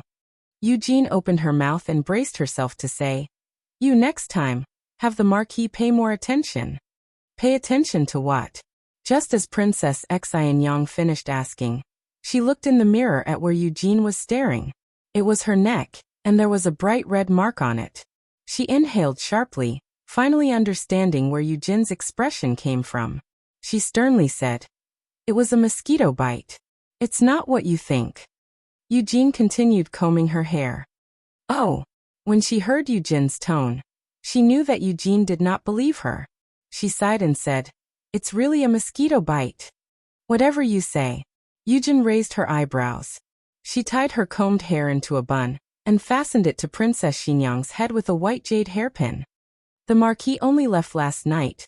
Princess Xinyang gritted her teeth. That's because Yi made a ruckus for half the night. Eugene smiled. If you say so. Anyway, I don't believe it. Princess Xinyang found it hard to defend herself. Just at this moment, Marquis Xianping came over looking refreshed. Men and women were indeed different. They had both gone to bed in the middle of the night. She was exhausted, but he was full of energy. Princess Xinyang glanced at him and discovered that there was a red mark on his neck that was similar to the one on her own. Marquis Xianpingho sensed her gaze. Qin Fengwan, why are you looking at me like that? Is there something on my neck? He looked at himself in the bronze mirror. When did you bite me? No wonder it's so itchy. Yujin snickered. Princess Xinyang glared at her. Yujin held back her laughter. Marquis, was it a mosquito bite? It couldn't have been a human bite, right? You two were too intense last night. Yujin really misunderstood. Nothing happened last night. There were just too many mosquitoes. Now that she thought about it, Yi's crying wasn't entirely because the troop was too noisy. She might have been bitten too. But what should she say to make Yujin believe her? Princess Xinyang was so gloomy that she wanted to beat someone up. Her current appearance was another matter in Marquis Xianping's eyes. He sat lazily on the dressing table and smiled coldly. Qin Fengwan, are you suspecting that I went out to find another woman last night? Princess Xinyang looked coldly at Yujin. Look at what you've done. Yujin pinched the comb. I think I heard Jing Kong's voice. I'll go check on him. With that, she fled the scene like a wisp of smoke. Princess Xinyang was too lazy to explain. It was useless anyway. He would have 100 reasons why he wouldn't listen. You can go find whoever you want. It has nothing to do with me. She stood up coldly and walked toward the cradle. Marquis Xianping looked at her back and suddenly said, I didn't. I come to your place every night. Where would I have the time to find another woman? Princess Xinyang held the cradle and didn't look back. She said coldly, if you want to go, then go. I'll take care of Yi myself. Marquis Xianping raised his brows. That won't do. You can't coax her. Princess Xinyang took a deep breath and secretly warned herself to calm down. She mustn't beat him to death. Otherwise, Yi wouldn't have a father. Then why did you come here in the morning? Yi doesn't cry in the morning. At least she could pinpoint one of his faults. Marquis Xianping sighed innocently. Today your daughter-in-law served tea. You didn't go to the Marquis estate, so I had no choice but to come to the princess estate. Princess Xinyang clenched her fists. Truly an irrefutable reason. For the sake of her son and daughter-in-law, Princess Xinyang suppressed her raging anger and didn't bicker with a certain fellow who deserved a beating. The two of them sat down in the room.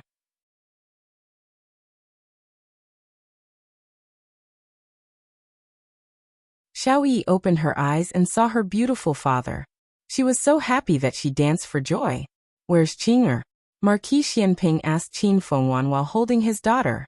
Princess Xinyang said, she hasn't come yet. She should have taken Jing Kong out. Otherwise, Jing Kong would be looking for Gu Jiao everywhere. Marquis Xianping. Then Princess Xinyang. Don't talk anymore. Xiao Yi, wah. You too. Both father and daughter obediently shut their mouths. The two of them exchanged glances. Marquis Xianping looked bitterly at his daughter in his arms. Your mother is so fierce. Xiao Yi looked at her father aggrievedly. Your wife is so fierce. Princess Xinyang dressed herself up and prepared to welcome her new identity. However, she waited from morning to noon, and then from noon to night. The sun had already set, but the two of them still hadn't come. Marquis Xianping stood up with a smile and brushed his wide sleeves. As expected of my son. Princess Xinyang. Lanting courtyard. Xiao Heng slowly woke up in the twilight. In fact, he had already woken up once. Looking at Gu Jiao sleeping soundly in his arms, he didn't have the heart to wake her up and fell asleep again in a daze. Thick curtains covered the doors and windows, and the room was dark, making it impossible to tell whether it was day or night. Until a trace of golden twilight penetrated through the gaps in the curtains, leaving bright spots of light on the red gauze canopy. The spots of light faintly fell on her tightly shut eyes. He raised his hand to block her eyes. He maintained this posture of blocking the light for her for an unknown amount of time. His arm was stiff, but he didn't feel tired. If it wasn't for, he could still. The person in his arms moved, and an unclear murmur came out of her small mouth. Jiao Jiao, are you awake? He asked softly. Gu Jiao opened one eye and looked at him before quickly closing it again. I'm not awake. I still want to sleep. Wait, why is my voice so hoarse? My voice doesn't even belong to me. My legs don't seem to belong to me either. I can't move. It's so sour. What happened last night? The first half of the wedding night was normal. Although the couple didn't have any practical experience, they had plenty of theoretical experience, so they still managed to complete the ceremony. But the first experience wasn't very good. The two decided to try again.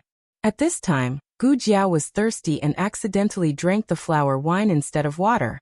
After that, the scene went out of control.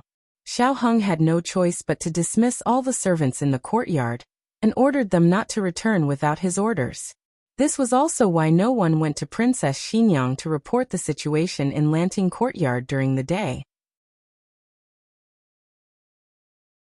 Gu Jiao vaguely remembered that she opened the medicine box, but she didn't know what she took from it, or that indecent medicine box had conjured up something indecent for her again. Xiao Heng said, "You're awake." Gu Jiao closed her eyes. "I'm not." Rumble. Gu Jiao's stomach growled. The spot of light moved to another place and no longer shone directly into her eyes. Xiao Heng put down his stiff arm and gently stroked her soft face. "Get up and eat something." Gu Jiao moved her slender legs. Xiao Heng gasped and said hoarsely, "Jiao Jiao, don't move." Gu Jiao stopped moving. It wasn't that she was obedient, but that she really didn't have the strength to move. How could it be more tiring than fighting a war? She wouldn't feel so sore and weak even if she fought a whole night. What did she do last night? While thinking, she secretly opened her eyes and inadvertently glanced at the pillow. Who knew that she would almost choke? What did she see? Little doo-doo. She endured the soreness in her arm and stealthily walked over with 2 fingers. She planned to take the box back when Xiao Heng wasn't paying attention and destroy the evidence. "It's used up," Xiao Heng said calmly. 2 boxes. Gu Jiao. Digression. The monthly votes are starting to double. Looking for a wave of monthly votes, the latest chapter of this book is not finished yet. For more exciting content, please scan the QR code below to download the app. Novels are updated faster and more fully. Millions of novels are free to read.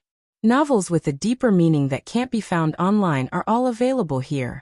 https://www.zhhbqg.com/89642_896428266/1048351113. HTML Genius memorized the website address in 1 second. www.zhhbqg.com Bikugo mobile reading website. zhhbqg.com. You're tuning in to the Earbook Haven YouTube channel. Don't forget to subscribe and join us on this journey to catch the most captivating stories.